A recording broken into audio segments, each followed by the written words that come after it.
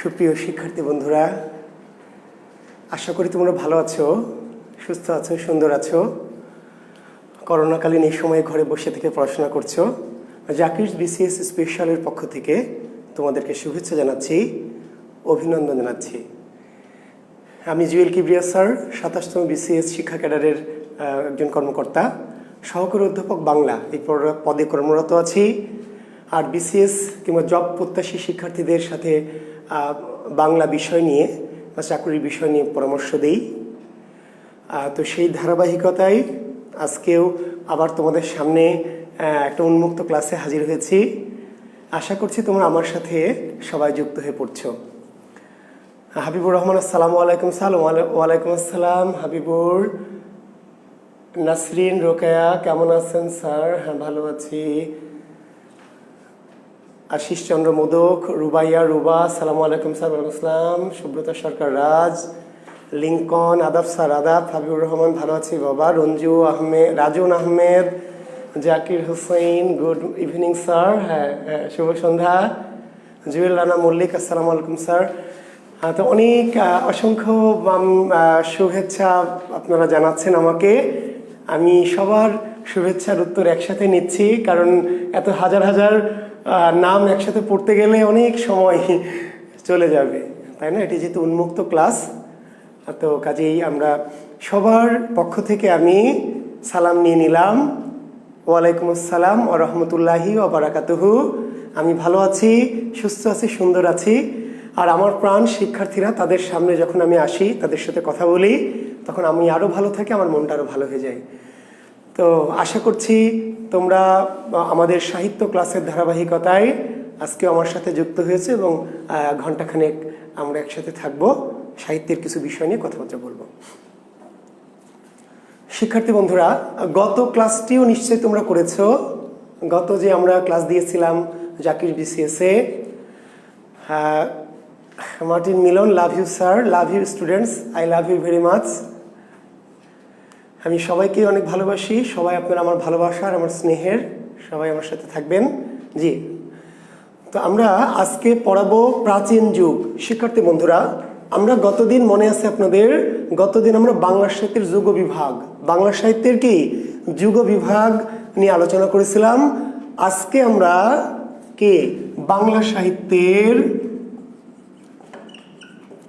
প্রাচীন যুগ, বাংলা সাহিত্যের প্রাচীন যুগ, এই অংশটুকু আজকে আমরা আপনাদের সামনে উপস্থাপন করব। এবং আমি একটি কথা বলে রাখি শুরুতে, যে দেখবেন বিসিএসে বিশেষ করে বা বাংলাদেশের যে কোনো প্রতিযোগিতামূলক পরীক্ষায় প্রাচীন যুগ থেকে অবশ্যই কি দুইটি প্রশ্ন থাকবে। প্রাচীন যুগ থেকে দুটি প্রশ্ন থাকবে। তো আমি আজকে যে ক্লাসটি নিব, সেই ক্লাসটি আপনারা ফলো করে রাখবেন। এবং আমার বিশ্বাস যে বাংলাদেশে আপনি এখন থেকে যে কোনো পরীক্ষা অবতীর্ণ হলে প্রাচীন যুগ থেকে যে প্রশ্নটি আসবে আপনি নিশ্চিত কমন পাবেন। আমি এটা শুরুতেই বলে দিলাম, এটা পরীক্ষা দেওয়ার পর আমার সাথে মিলিয়ে নেবেন ইনশাল্লাহ। তো কথা না বাড়িয়ে আমরা ক্লাসে চলে যাই। হ্যাঁ, অনেক ভালোবাসা উড়াচ্ছেন আপনারা, অনেক লাইক দিচ্ছেন। এত ভালোবাসা যখন আপনারা উড়ান, তখন আমি খুবই মুগ্ধ হই, বিমোহিত হই, ক্লাসে অনুপ্রেরণা পাই। হ্যাঁ, ভালোবাসা উড়াতে থাকবেন। জি, অনেক অনেক ভালোবাসা উঠছে। জি, আপনাদের প্রতি আমার ভালোবাসা। জি, ধন্যবাদ। তাহলে আমরা সরাসরি ক্লাসে চলে যাই শিক্ষার্থী বন্ধুরা।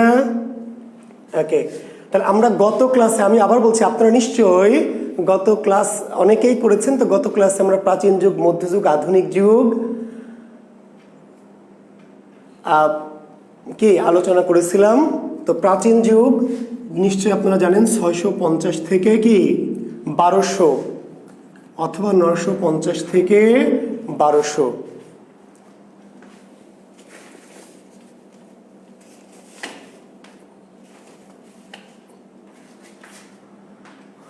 দেখেন তো কি আমরা বলেছিলাম না এই কথাটি, ডক্টর মোহাম্মদ শহীদুল্লাহ, মনে আছে তো? ডক্টর মোহাম্মদ শহীদুল্লাহর মতে বাংলা ভাষার প্রাচীন যুগ 650 থেকে 1200।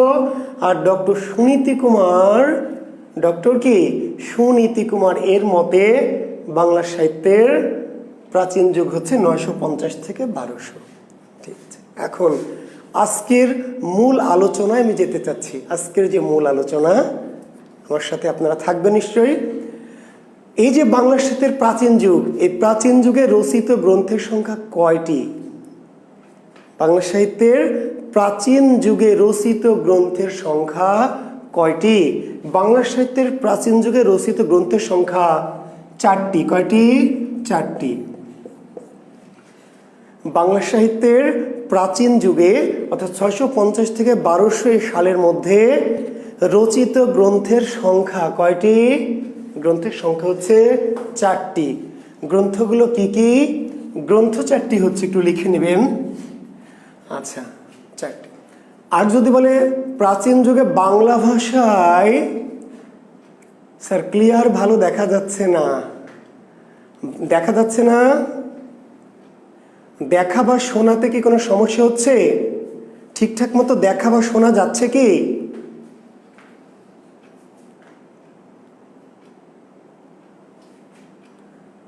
হ্যাঁ, অনেকেই লিখছেন যে ঠিকমতো দেখা যাচ্ছে না, ঠিকমতো দেখা যাচ্ছে না, একটু কমেন্টস করবেন 2-4 জন।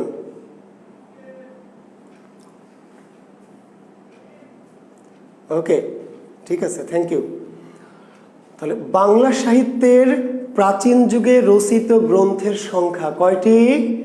রচিত গ্রন্থের সংখ্যা হচ্ছে 4টি। আচ্ছা, এখন যদি বলে প্রাচীন যুগে বাংলা ভাষায় রচিত গ্রন্থ কয়টি? প্রাচীন যুগে বাংলা ভাষায় রচিত গ্রন্থ কয়টি? তার উত্তর হচ্ছে 1টি। কি কনফিউশন? না, কনফিউশন না, আপনি বোঝেন না, এটি কনফিউশন। প্রাচীন যুগে রচিত গ্রন্থের সংখ্যা 4টি। রচিত গ্রন্থের সংখ্যা কয়টি? 4টি। কিন্তু প্রাচীন যুগে বাংলা ভাষায় রচিত গ্রন্থ কয়টি? বাংলা ভাষায় রচিত গ্রন্থ 1টি। এখন এই জিনিসটা অনেকে বোঝে না, বা অনেকে বোঝে না বলেই কিন্তু ওই যে কনফিউশন তৈরি হয়। আসলে কনফিউশন না, প্রশ্নটি যদি 2 রকম হয় তাহলে উত্তরটি 2 রকম হবেই। একটি প্রশ্ন হলো প্রাচীন যুগে রচিত গ্রন্থ 4টি, কিন্তু 4টি বাংলায় রচিত না, বাংলায় রচিত হচ্ছে 1টি। বাংলায় রচিত কোনটি? চর্যাপদ। বাংলায় রচিত গ্রন্থ হচ্ছে প্রাচীন যুগে চর্যাপদ, কিন্তু এর বাইরে আরো 3টি গ্রন্থ রচিত হয়েছে আরো 3টি, মানে মোট 4টি, কিন্তু সেগুলো বাংলায় না। কোন ভাষা? অপভ্রংশ বা বঙ্গকামরূপী। জি, সে গ্রন্থগুলো কি কি? একটি হলো ডাকার নব, একটি হলো সরহপাদের দোহা, সরহপাদের দোহা, আর একটি হলো কৃষ্ণাচার্যের দোহা। তো শিক্ষার্থী বন্ধুরা, তাহলে গ্রন্থ প্রাচীন যুগে রচিত গ্রন্থের সংখ্যা 4টি। প্রাচীন যুগে বাংলা সাহিত্যেরই প্রাচীন যুগে রচিত গ্রন্থের সংখ্যা 4টি, কিন্তু সেগুলি বাংলায় সবগুলিই নয়। এই 650 থেকে 1200 সাল তথা প্রাচীন যুগে 4টি গ্রন্থ মোট লেখা হয়েছে, কিন্তু বাংলায় কয়টি লেখা হয়েছে? 1টি। তাহলে প্রাচীন যুগে বাংলায় রচিত গ্রন্থ হচ্ছে 1টি, চর্যাপদ। কিন্তু প্রাচীন যুগে রচিত গ্রন্থ কয়টি? তার উত্তর 4টি। কি কি? ডাকার নব, সরহপাদের দোহা, কৃষ্ণাচার্যের দোহা এবং কি? চর্যাপদ। তাহলে বাংলা সাহিত্যের প্রাচীন যুগের একমাত্র নিদর্শন কি? একমাত্র বাংলা নিদর্শন চর্যাপদ। নিদর্শন কিন্তু 4টা, প্রাচীন যুগের নিদর্শন 4টি, কিন্তু প্রাচীন যুগে বাংলা নিদর্শন কয়টি? বাংলা নিদর্শন 1টি। এইখানে ঝামেলা। প্রাচীন যুগে রচিত গ্রন্থ 4টি, কিন্তু প্রাচীন যুগে বাংলা ভাষায় রচিত গ্রন্থ 1টি, অর্থাৎ বাংলা ভাষার একমাত্র প্রাচীন নিদর্শনের নাম হচ্ছে চর্যাপদ। ওকে, এখন এই চর্যাপদ, এটি সম্পর্কে প্রথম আমাদের ধারণা দিয়েছেন কে? আপনারা কেউ লিখতে পারবেন? লিখলে আমি খুশি হব। এই যে চর্যাপদ নিয়ে আমরা পড়বো বা পরীক্ষা আসবে বা বিসিএসে আসবে, এই চর্যাপদ সম্পর্কে প্রথম আমাদেরকে যিনি বলেছেন, চর্যাপদ সম্পর্কে ধারণা দিয়েছেন বা চর্যাপদের কথাটি বলেছেন, তার নাম কি? চর্যাপদ সম্পর্কে আমরা প্রথম জেনেছি কার কাছ থেকে? মানে চর্যাপদ সম্পর্কে প্রথম ধারণা দিয়েছেন যে ভদ্রলোক, তার নাম কি?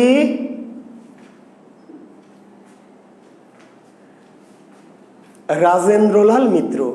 রাজেন্দ্রলাল মিত্র, জি, রাজেন্দ্রলাল মিত্র।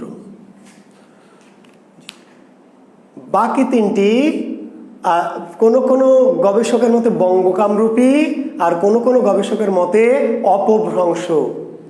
বাংলার অপভ্রংশ থাকলে অপভ্রংশ দেবেন, অপভ্রংশ ভাষায় রচিত, অথবা বঙ্গকামরূপী দেওয়া যাবে, তবে বেশিরভাগের মতো অপভ্রংশ ভাষায়। জি না, হরপ্রসাদ না, ভুল, আপনাদের উত্তর ভুল। চর্যাপদ সম্পর্কে প্রথম যিনি আমাদেরকে জানিয়েছেন, হ্যাঁ, নির্ঝর তমালিকা, থ্যাংক ইউ, তিনি হচ্ছেন রাজেন্দ্র লাল মিত্র। রাজেন্দ্র লাল মিত্র, বা কোনো বই লেখা রাজেন্দ্র লালা মিত্র। তাহলে এই যে চর্যাপদ নিয়ে যে আমরা পড়াশোনা করবো, হরপ্রসাদ শাস্ত্রী, ভুল উত্তর, ভুল উত্তর, জি, হরপ্রসাদ শাস্ত্রী নয়। তাহলে চর্যাপদ সম্পর্কে প্রথম যিনি আমাদেরকে জানিয়েছেন, সেই ভদ্রলোকের নাম হচ্ছে রাজেন্দ্রলাল মিত্র। এই ভদ্রলোক ছিলেন বৌদ্ধ গবেষক। কি ছিলেন তিনি? বৌদ্ধ ধর্মের গবেষক। এশিয়াটিক সোসাইটি থেকে তিনি প্রাচীন ভারতবর্ষে বৌদ্ধ ধর্মের রচিত গ্রন্থের উপর গবেষণা করছিলেন। সেই গবেষণা গ্রন্থটির নাম কি? Buddhist Sanskrit literature in Nepal. জি, গ্রন্থটির নাম হলো, যে গ্রন্থটিতে তাহলে চর্যাপদ সম্পর্কে প্রথম জানা যায় কোন গ্রন্থে, বা চর্যাপদের উল্লেখ করা হয় প্রথম কোন গ্রন্থে, গ্রন্থটির নাম BUDDHIST, বুদ্ধিস্ট সংস্কৃত,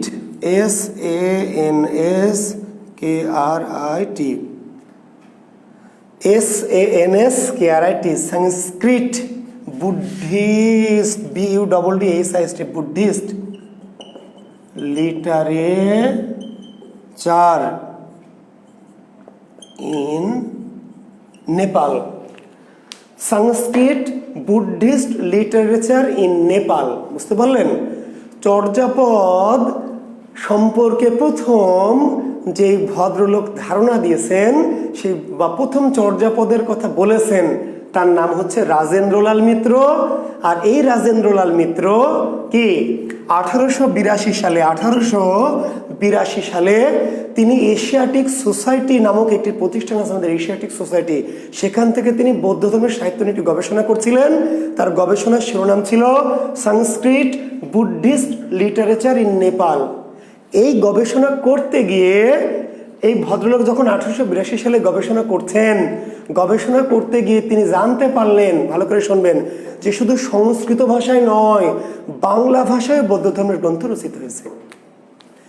তিনি গবেষণা করছিলেন বৌদ্ধ ধর্মের সংস্কৃত ভাষায় লেখা গ্রন্থ, বৌদ্ধ ধর্মের উপরে কি সংস্কৃত ভাষায় লেখা গ্রন্থ নিয়ে, কিন্তু সংস্কৃত ভাষার গ্রন্থ নিয়ে গবেষণা করতে গিয়ে তিনি জানতে পারলেন যে সংস্কৃত ভাষাই নয়, প্রাচীন ভারতে বৌদ্ধ ধর্মের উপর বাংলা ভাষায়ও গবেষণা হয়েছে।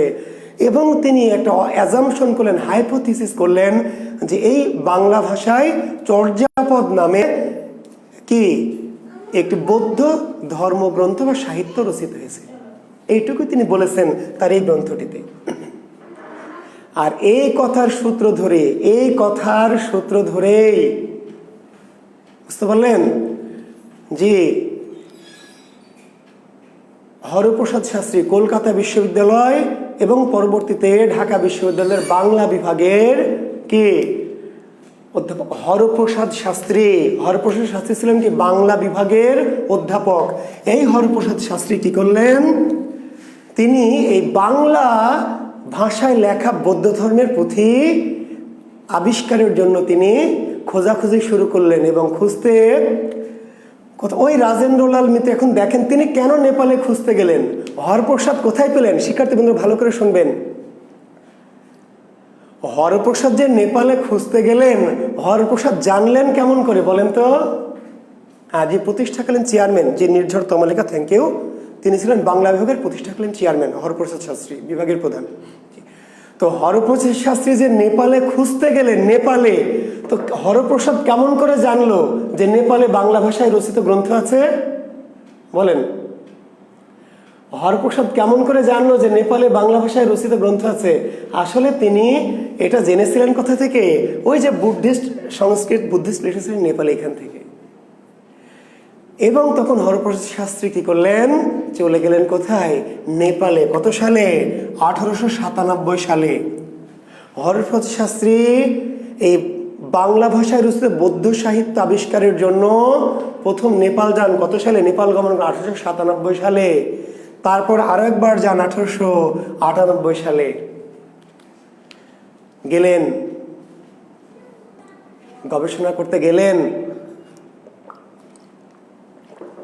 জি, কিন্তু খুঁজে পেলেন না, কারণ তিনি তো নিশ্চিত ছিলেন না যে আসলে আছেই কি না, আর থাকলে কোথায় আছে। রাজেন্দ্রলাল অনুমান করেছিলেন যে এটা নেপালে থাকতে পারে। কেন নেপালে থাকতে পারে? কারণ ওই যে বক্তিয়ার খিলজি, আমরা গতদিন অন্ধকার যুগের ক্ষেত্রে বলছি, বক্তিয়ার খিলজি যখন এদেশে এলেন ভারতবর্ষে, তখন বৌদ্ধ সিদ্ধাচার্যরা কোথায় থাকতেন জানেন? বৌদ্ধ সিদ্ধাচার্য, আমি আজকে নিয়ে কথা বলবো একটু পরেই চর্যাপদ নিয়ে। বৌদ্ধ সিদ্ধাচার্যরা কি করলেন? জীবনের ভয়ে কি করলেন? তারা এখান থেকে চলে গেলেন। কোথায় গেলেন? নেপালে। কেন নেপালে গেলেন? নেপালে গেলেন এই জন্য যে নেপাল ছিল বৌদ্ধ ধর্মের দেশ। গৌতম বুদ্ধের জন্মস্থান কোথায়? নেপাল। গৌতম বুদ্ধের জন্মস্থান নেপালের লুম্বিনী।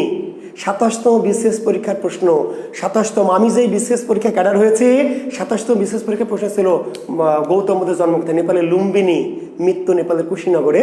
তো এই যে এটি ছিল বৌদ্ধ ধর্মের দেশ নেপাল। তাহলে চর্যাপদের যারা রচয়িতা রাজেন্দ্রলাল মিত্র কিন্তু অনুমান করলেন, হাইপোথিসিস, ধারণা করলেন যে হয়তোবা এটা কোথায় থাকতে পারে? নেপালে। কেন? অর্থাৎ বৌদ্ধ সিদ্ধাচার্যরা 1904 সালের পরে নেপালে চলে গেছিলেন। এই কথার সূত্র ধরে হরপ্রসাদ শাস্ত্রী চর্যাপদ খোঁজার জন্য প্রথমে নেপাল যান কত সালে? 1897 সালে। তাহলে হরপ্রসাদ প্রথম নেপাল যান কত সালে? 1897 সালে। তারপর তিনি খুঁজে পাননি, খুঁজলেন বাংলা ভাষায় রচিত বৌদ্ধ সাহিত্য, খুঁজে পেলেন না। পরের বছর 1898 সালে আবার গেলেন, তাও পেলেন না। এরপর কয়েক বছর ধরে আরও তিনি অনেক গবেষণা করলেন, অনুসন্ধান করলেন, আরও অনেক তথ্য উপাত্ত ডাটা নিলেন, এবং তিনি ধারণা করলেন যে কোথায় থাকতে পারে এই সাহিত্যটি। অর্থাৎ এই যে সিদ্ধাচার্যরা এই ভারত থেকে, বাংলা অঞ্চল থেকে গিয়ে কোথায় গিয়েছিলেন? নেপালের রাজদরবারে। নেপালের রাজদরবারে তখন অনুমান করলেন, হরপ্রসাদ অনুমান করলেন যে নেপালের রাজদরবারে থাকতে পারে। তখন তিনি 1907 সালে, কত সালে? 1907 সালে আবার নেপালে গেলেন, এবং নেপাল রাজদরবারের সংগ্রহশালা থেকে, নেপাল ইমন এস 1906 সালে, না ভাই ভুলভাল লিখবেন না, 1907 তথ্য লিখলে সঠিক তথ্য লিখবেন। ইমন ইয়েস কি নাম আপনার জানি না। 1907 সালে তিনি নেপাল গেলেন, এবং নেপালের কি রয়্যাল প্যালেস মিউজিয়াম, নেপালের যে রাজকীয় মিউজিয়াম, নেপালের কি রাজকীয় মিউজিয়াম, নেপালের রয়্যাল প্যালেস মিউজিয়াম বা রাজ দরবারের সংগ্রহশালা। আগের যুগে রাজ পরিবারে আপনারা জানেন মোগল বাদশাদেরও ছিল, রাজা বাদশাদের কি থাকতো? লাইব্রেরি থাকতো। মোগল বাদশাদের, আকবর, তাই না, তারপরে জাহাঙ্গীর, অনেক বাদশাদের, হুমায়ুন, এদের বড় বড় লাইব্রেরি ছিল। তো এই যে নেপালের রাজাদের যে রাজকীয় লাইব্রেরি, রয়্যাল প্যালেস মিউজিয়াম বা রাজ দরবারের সংগ্রহশালা, সেখানে 1907 সালে হরপ্রসাদ শাস্ত্রী কি করলেন? এই পুঁথিগুলি আবিষ্কার করলেন। শিক্ষার্থী বন্ধুরা, বিশেষ রিটেন পরীক্ষায় প্রশ্ন হবে চর্যাপদের আবিষ্কার সম্পর্কে যাহা জানো তাহা লিখো, বা যাহা জানুন তাহা লিখুন। বিশেষ রিটেন পরীক্ষায়, লিখিত পরীক্ষায় 3 মার্কসের বা 2 মার্কসের কোশ্চেন হবে চর্যাপদের আবিষ্কার সম্পর্কে যাহা জানুন। মোহাম্মদ আলিফ 1916 সালে কি হয় স্যার? শোন, যা বলছি শোন বাবা, ফাল পারিস না, লাফালাফি করিস না, আমার চেয়ে আগে চলে যাস না, আমার সাথে থাকো বাবারা, আমি যা বলছি একটু ধারাবাহিকভাবে শোনো।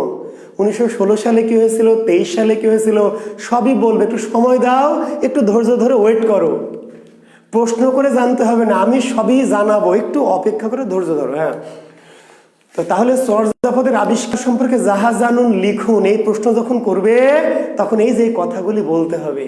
আর প্রিলিমিনারিতে আসবে হরপ্রসাদ কতবার নেপাল গমন করেন? হরপ্রসাদ শাস্ত্রী চর্যাপদ আবিষ্কারের উদ্দেশ্যে কতবার নেপাল গমন করেন? উত্তর দিতে 3 বার। প্রথম কত সালে নেপাল যান? 1897। তারপর কত সালে নেপাল যান? 1898।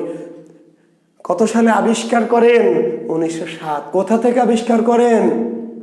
রাজদরবারের সংগ্রহশালা থেকে। ওকে, আচ্ছা, এখন তিনি এটি সংগ্রহ করলেন। এখন প্রশ্ন হলো, তাহলে বিশেষ পরীক্ষার প্রশ্ন, চর্যাপদ কোথায় রচিত হয়? চর্যাপদ কোথায় রচিত হয় লেখেন। আমি যা বলছি তাই আমার সাথে সাথে বলেন, বাইরে চলে যান, আমি প্রত্যেকটা জিনিসই পড়াবো। জি বলেন তো, কোথায় রচিত হয়? চর্যাপদ কোথায় রচিত হয়? কে বলবেন? চর্যাপদ কোথায় রচিত হয়?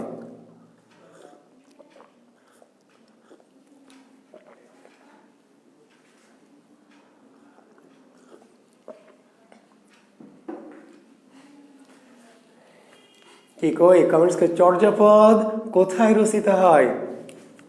নওগাঁর পাহাড়পুর। গেজুড, থ্যাংক ইউ। জান্নাতুল মামাতুলি, শিহাব শাহিন আলম, থ্যাংক ইউ। নওগাঁর পাহাড়পুর, মহাস্থান নওগাঁর পাহাড়পুর। অনেকে কিন্তু উত্তর দেয় যে নেপালের রাজদরবার। শিক্ষার্থী বন্ধুরা, আপনারা অনেকে জানেন, ধন্যবাদ সেই জন্য।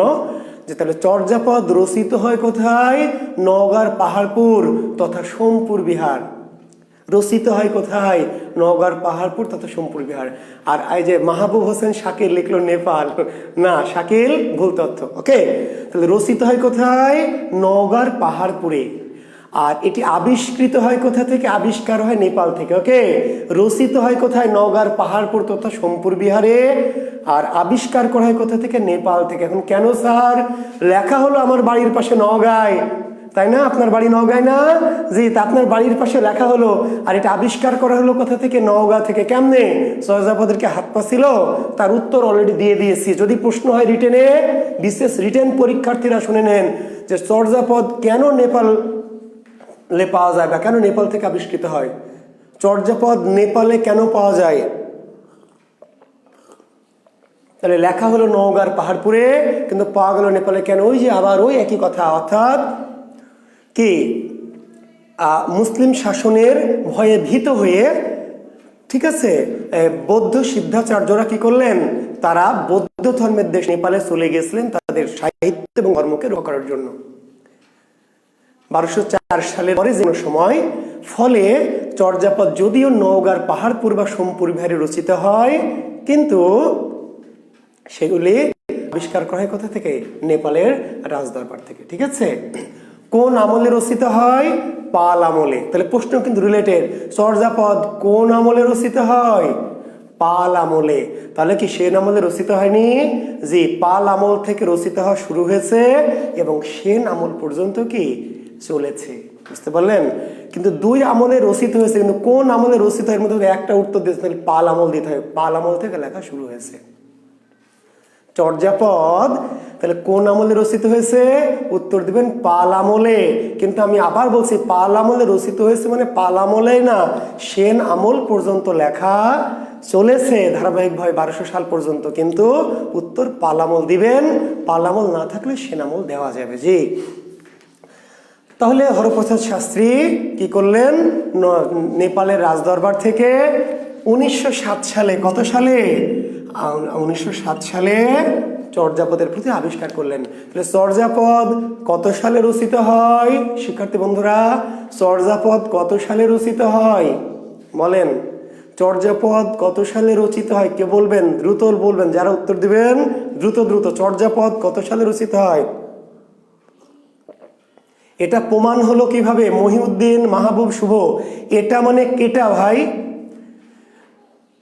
স্যার এটা প্রমাণ হলো কিভাবে? মহিউদ্দিন মাহবুব শুভ, এটা মানে কিটা প্রমাণ হলো? প্রশ্ন স্পেসিফিক করে বলেন। আচ্ছা, এই যে দেখেন, এস স্মৃতি লিখলেন 1907 সালে, মুন্নু বেগ লিখলেন 1907 সালে, সুমাইয়া শিমু, সব ভুলের মধ্যে আছে, সব ভুলের মধ্যে আছে। ঠিক করেছে শুধু সুমাইয়া শিমু না, সুমাইয়া শিমু ভুল করেছে। ঠিক করেছে একজন, শামীন রহমান। হ্যাঁ, শামীন রহমান ঠিক করেছেন।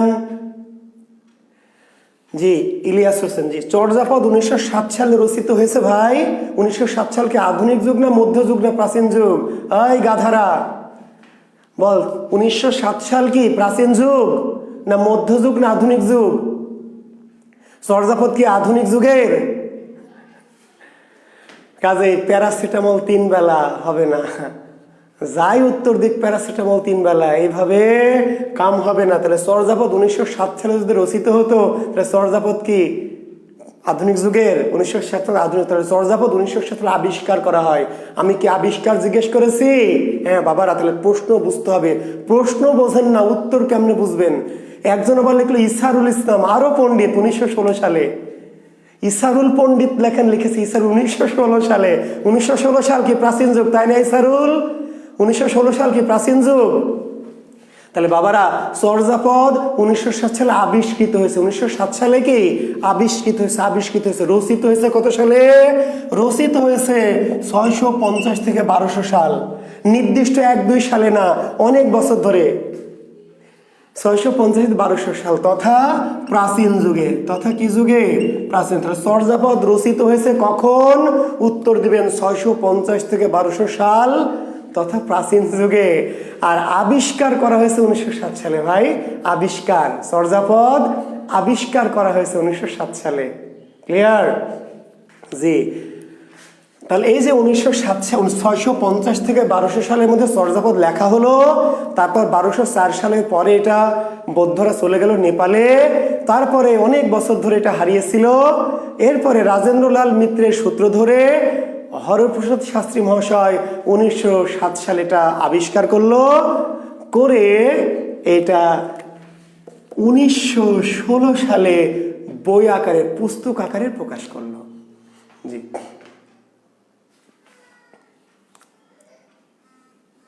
1916 সালে পুস্তক আকারে প্রকাশিত হয়। তাহলে প্রকাশিত হয় কত সালে? 1916। তাহলে এখন যাই প্রশ্ন আসুক, তাই যদি 1907 দেন, 1916 দেন, 3টি কোশ্চেন। চর্যাপদ কত সালে রচিত হয়? 650 থেকে 1200 সাল বা প্রাচীন যুগে। চর্যাপদ কত সালে আবিষ্কৃত হয়? তাহলে 1907 সালে। আর 1907 সালে আবিষ্কার হয়, এই চর্যাপদকে প্রকাশ করা হয় কত সালে? 1916 সালে। 1916 সালে চর্যাপদ প্রকাশিত হয়। ক্লিয়ার? কোনো ভেজাল আছে? কোনো কনফিউশন আছে? পরিবেশটা সুন্দর না? চা খাবেন? ঢেলে দিব? ঠিক আছে।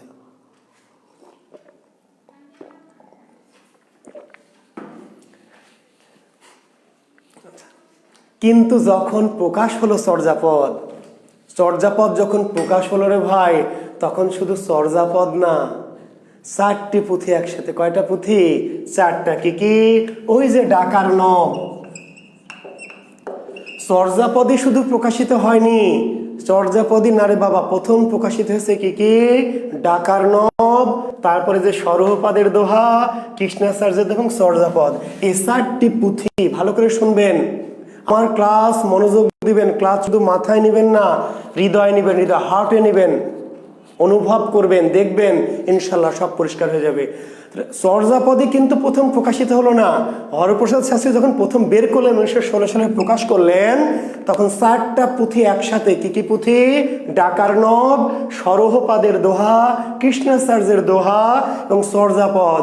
এই 4টা পুঁথিকে একই সাথে প্রকাশ করলেন এবং গ্রন্থটার নাম দিলেন কি? বিসিএস পরীক্ষার প্রশ্ন হবে, প্রিলিমিনারিতে, অন্যান্য জবের পরীক্ষায়। চর্যাপদ প্রথম কি নামে প্রকাশিত হয়েছিল? প্রথম প্রকাশকালে চর্যাপদের কি নাম ছিল? প্রথম প্রকাশকালে চর্যাপদের কি নাম ছিল? বা চর্যাপদ প্রথমে কি নামে প্রকাশিত হয়েছিল? খুব ছোট্ট একটি নাম। চর্যাপদ যখন 1916 সালে প্রথম প্রকাশিত হয়, তখন কি নাম ছিল? নাম ছিল হলো হাজার, খুব ছোট্ট একটি নাম, খুব ছোট্ট, 1000 বছরের পুরাণ বাংলা ভাষায়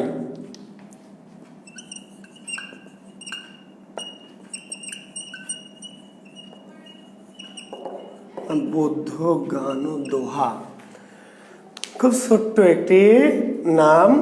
চর্যাপদ যখন প্রথম প্রকাশিত হয়, তখন এটার নাম কি ছিল ভাই? না, দোহা কোষ না, চর্যাপদ বিনিশ্চয় না, না, ভুলের মধ্যে আছেন। এই জায়গায় 1000 বছরের পুরাণ বাংলা ভাষায় বৌদ্ধ গান ও দোহা। এবং সেইখানে কিন্তু শুধু চর্যাপদ না রে ভাই, সেইখানে যে প্রকাশ হলো শুধু চর্যাপদ না, কি কি চর্যাপদ, ডাকার নব, এ দোহা মোহা সব মিলে একসাথে কি বইটার নাম দেওয়া হলো 1000 বছরের পুরাণ বাংলা ভাষায় বৌদ্ধ গান ও দোহা।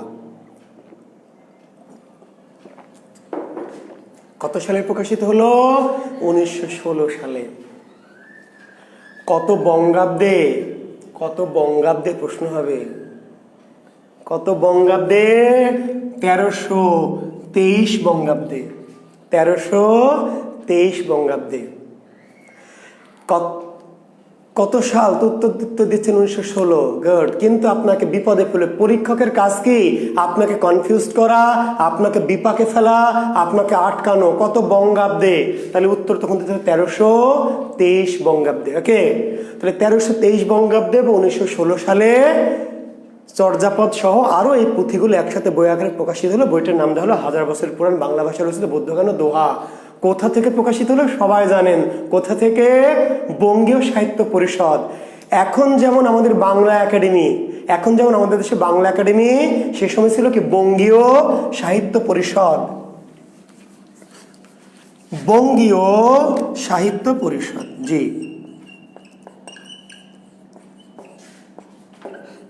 বঙ্গীয় সাহিত্য পরিষদ। তাহলে কোথা থেকে প্রকাশিত হয়? কোথা থেকে? বঙ্গীয় সাহিত্য পরিষদ থেকে। কত সালে? 1916 সাল। কত বঙ্গাব্দে? 1323 বঙ্গাব্দ। ক্লিয়ার? আচ্ছা, চর্যাপদের আবিষ্কারকের নাম কি? হরপ্রসাদ শাস্ত্রী। চর্যাপদের প্রকাশকের নাম কি? হরপ্রসাদ শাস্ত্রী। চর্যাপদের সম্পাদকের নাম কি? হরপ্রসাদ শাস্ত্রী।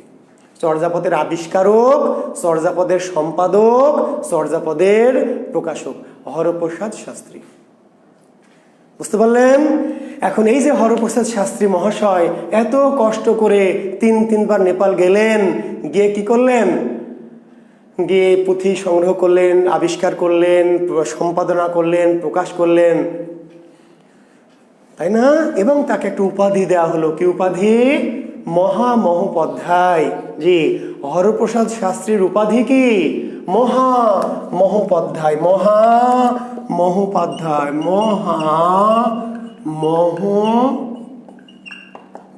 মহামহোপাধ্যায়। হরপ্রসাদ শাস্ত্রীর উপাধি কি? মহামহোপাধ্যায়। এখন কেউ যদি বলেন স্যার মহামহোপাধ্যায় এ আবার কি জিনিস? উপাধ্যায় মানে অধ্যাপক। উপাধ্যায় আমরা এখন বলি যে অধ্যাপক বলি। অধ্যাপক সৌমিত্র শেখর, অধ্যাপক আনিসুজ্জামান, অধ্যাপক।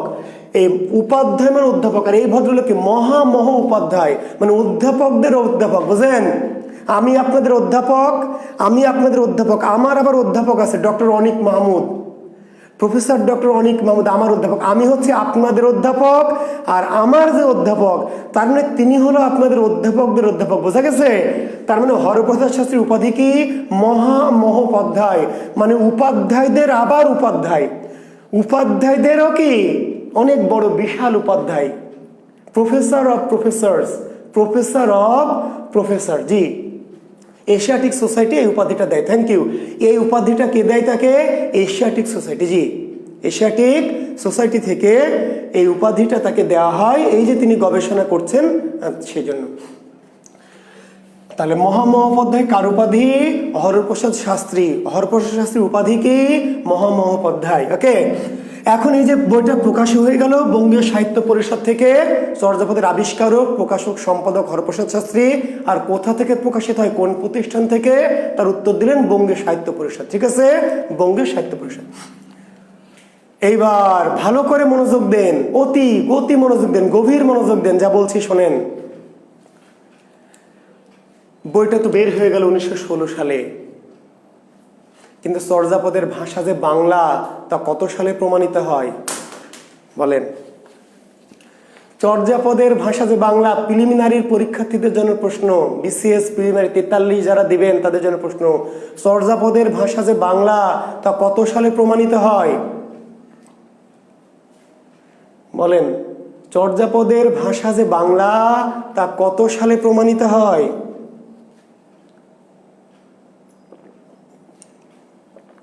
কে বলবেন?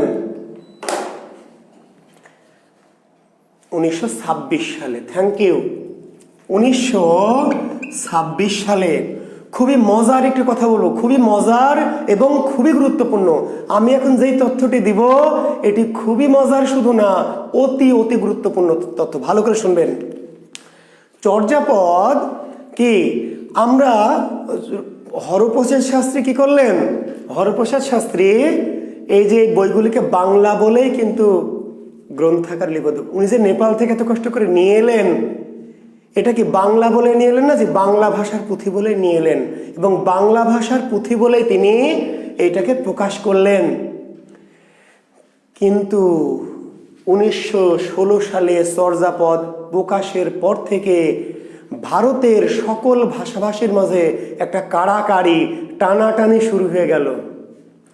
ভারতের অন্য ভাষার ভাষাবিদ, যেমন হিন্দি ভাষার ভাষাবিদ রাহুল সাংকিত্তায়ন, হিন্দি ভাষার বড় ভাষাবিদ আমাদের যেমন ডক্টর শহীদুল্লাহ, হিন্দি ভাষার রাহুল সাংকিত্তায়ন বলছেন যে আরে চর্যাপদ তো বাংলার না, হরপ্রসাদ করেছে কি? একটা জিনিস পেল আর গবেষণা নাই, যাচাই বাছাই নাই, বাংলা বলে চালাই নিল, রাস্তায় কুড়িয়ে ফেলে না, নিজের বলে নিয়ে নিতে তো ঠিক না। এই চর্যাপদ তো হিন্দি ভাষায় লেখা। এই যে চর্যাপদে করেঙ্গে, খায়েঙ্গে, পিয়েঙ্গে, হাম তাম তুমহে সমঝে ঝামকে, এগুলো সব আছে, এগুলো তো হিন্দি ভাষায়। উড়িয়া ভাষার ভাষাবিদ আরে ধর, হরপ্রসাদ তো পাগল হয়েছে, এই বেটা রাহুল সাংকিত্তায়ন আরো লোভী। এটা কিসের বাংলা কিসের হিন্দি ভাষা, এটা উড়িয়া ভাষায় লেখা। অসমিয়া ভাষার ভাষাবিদ বলছেন আরে না, এটা তো অসমিয়া ভাষায় লেখা, দেখাই যাচ্ছে। বুঝতে পারেন? গুজরাটের ভাষাবিদ বলেন আরে তো গুজরাটি ভাষায়। ভারতের যত ভাষা, উড়িয়া, অসমিয়া, মগধী, তামিল, তেলেগু, কানাড়ি, সকল ভাষার ভাষাবিদরা চর্যাপদ 1916 সালে প্রকাশের পর থেকে চর্যাপদকে নিজেদের বলে দাবি করে তুমুল হট্টগোল, সাইড টেবিলে ঝড় উঠে গেল। সাইড টেবিল বলতে বোঝাচ্ছে ভাষাবিদদের গবেষণার মধ্যে ঝড় উঠে গেল, ঝড়। সবাই চর্যাপদকে নিজেদের বলে দাবি করা শুরু করলো। এখন চর্যাপদ আমরা বাংলা বলেই কিন্তু প্রকাশ করেছি। আমি আবার বলছি, 1916 সালে আমরা এত কষ্ট করে চর্যাপদ প্রকাশ করেছি কেন? এটা বাংলা মনে করে, বাংলা বলেই। কিন্তু পৃথিবীর অন্য ভাষাভাষীরা এটাকে মেনে নিল না। তখন আমাদেরকে আবার নতুন করে এটা প্রমাণ দিতে হয়েছে, গবেষণা করে, ভাষাতাত্ত্বিক অ্যানালাইসিস করে। প্রমাণ যিনি করেছেন সেই ভদ্রলোকের নাম কি? সুনীতি কুমার চট্টোপাধ্যায়। জি, ডক্টর সুনীত। চর্যাপদের ভাষা যে বাংলা তা কে প্রমাণ করেন? চর্যাপদের ভাষা যে বাংলা তা প্রমাণ করেন ডক্টর সুনীতি কুমার চট্টোপাধ্যায়।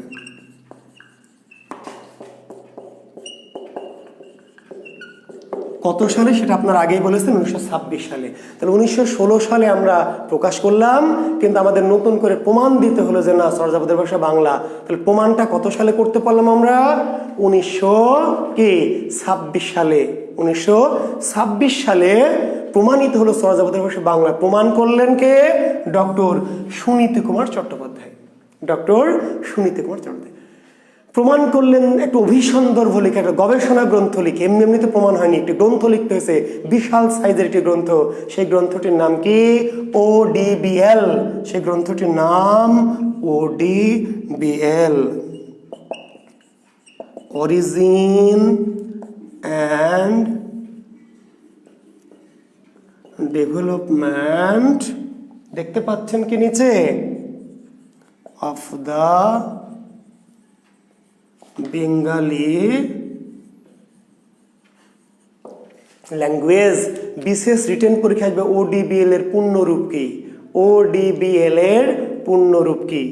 ODBL, এই গ্রন্থটিকে বলা হয় ODBL, কিন্তু ODBL এর পূর্ণরূপ origin and development of the Bengali language. তাহলে ODBL রচয়িতাকে সুনীতি কুমার। সুনীতি কুমার রচিত গ্রন্থের নাম কি? ODBL। বাংলা ভাষার প্রথম ভাষাতাত্ত্বিক গ্রন্থের নাম কি? বাংলা ভাষার প্রথম ভাষাতাত্ত্বিক গ্রন্থ কোনটি? ODBL। চর্যাপদের প্রথম ভাষাতাত্ত্বিক আলোচনা হয়েছে কোন গ্রন্থে? চর্যাপদের প্রথম ভাষাতাত্ত্বিক আলোচনা বা ছন্দগত আলোচনা হয়েছে কোন গ্রন্থে? সেই গ্রন্থটির নাম হচ্ছে ODBL। বাংলা ভাষার খুবই দামি গ্রন্থ, বাংলা ভাষার গবেষণার ক্ষেত্রে খুবই দামি একটি গ্রন্থের নাম ODBL। তাহলে কথা পরিষ্কার, আমি আরেকবার রিপিট করছি, ভালো করে শোনেন। তাহলে চর্যাপদের ভাষা যে বাংলা তা কত সালে প্রমাণ করা হলো? 1926 সালে, 10 বছর পরে, প্রকাশের 10 বছর, প্রকাশ থেকে কি 10 বছর, 1926 সালে কি প্রমাণ করলেন? ডক্টর সুনীতি কুমার।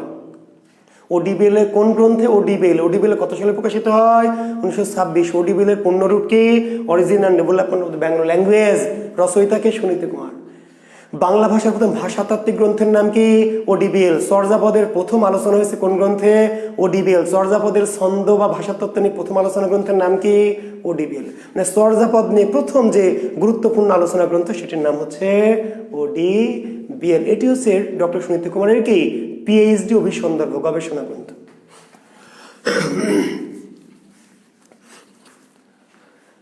এখন ভাইরা আমার, বোনেরা তোমার, জি, ডক্টর সুনীতি কুমার চট্টোপাধ্যায় প্রমাণ করলেন চর্যাপদের ভাষা বাংলা। কিন্তু কিন্তু আছে একটা কিন্তু, আরো যে সমস্ত গ্রন্থগুলি ছিল, ওই যে ডাকার্ণব, ওই যে দোহাকোষ, ওইগুলি বাংলা বলে প্রমাণ করা গেল না। প্রমাণ করা গেল না, না গিয়ে ভালো হয়েছে না খারাপ হয়েছে? আমাদের খারাপ হয়েছে, আপনাদের ভালো হয়েছে।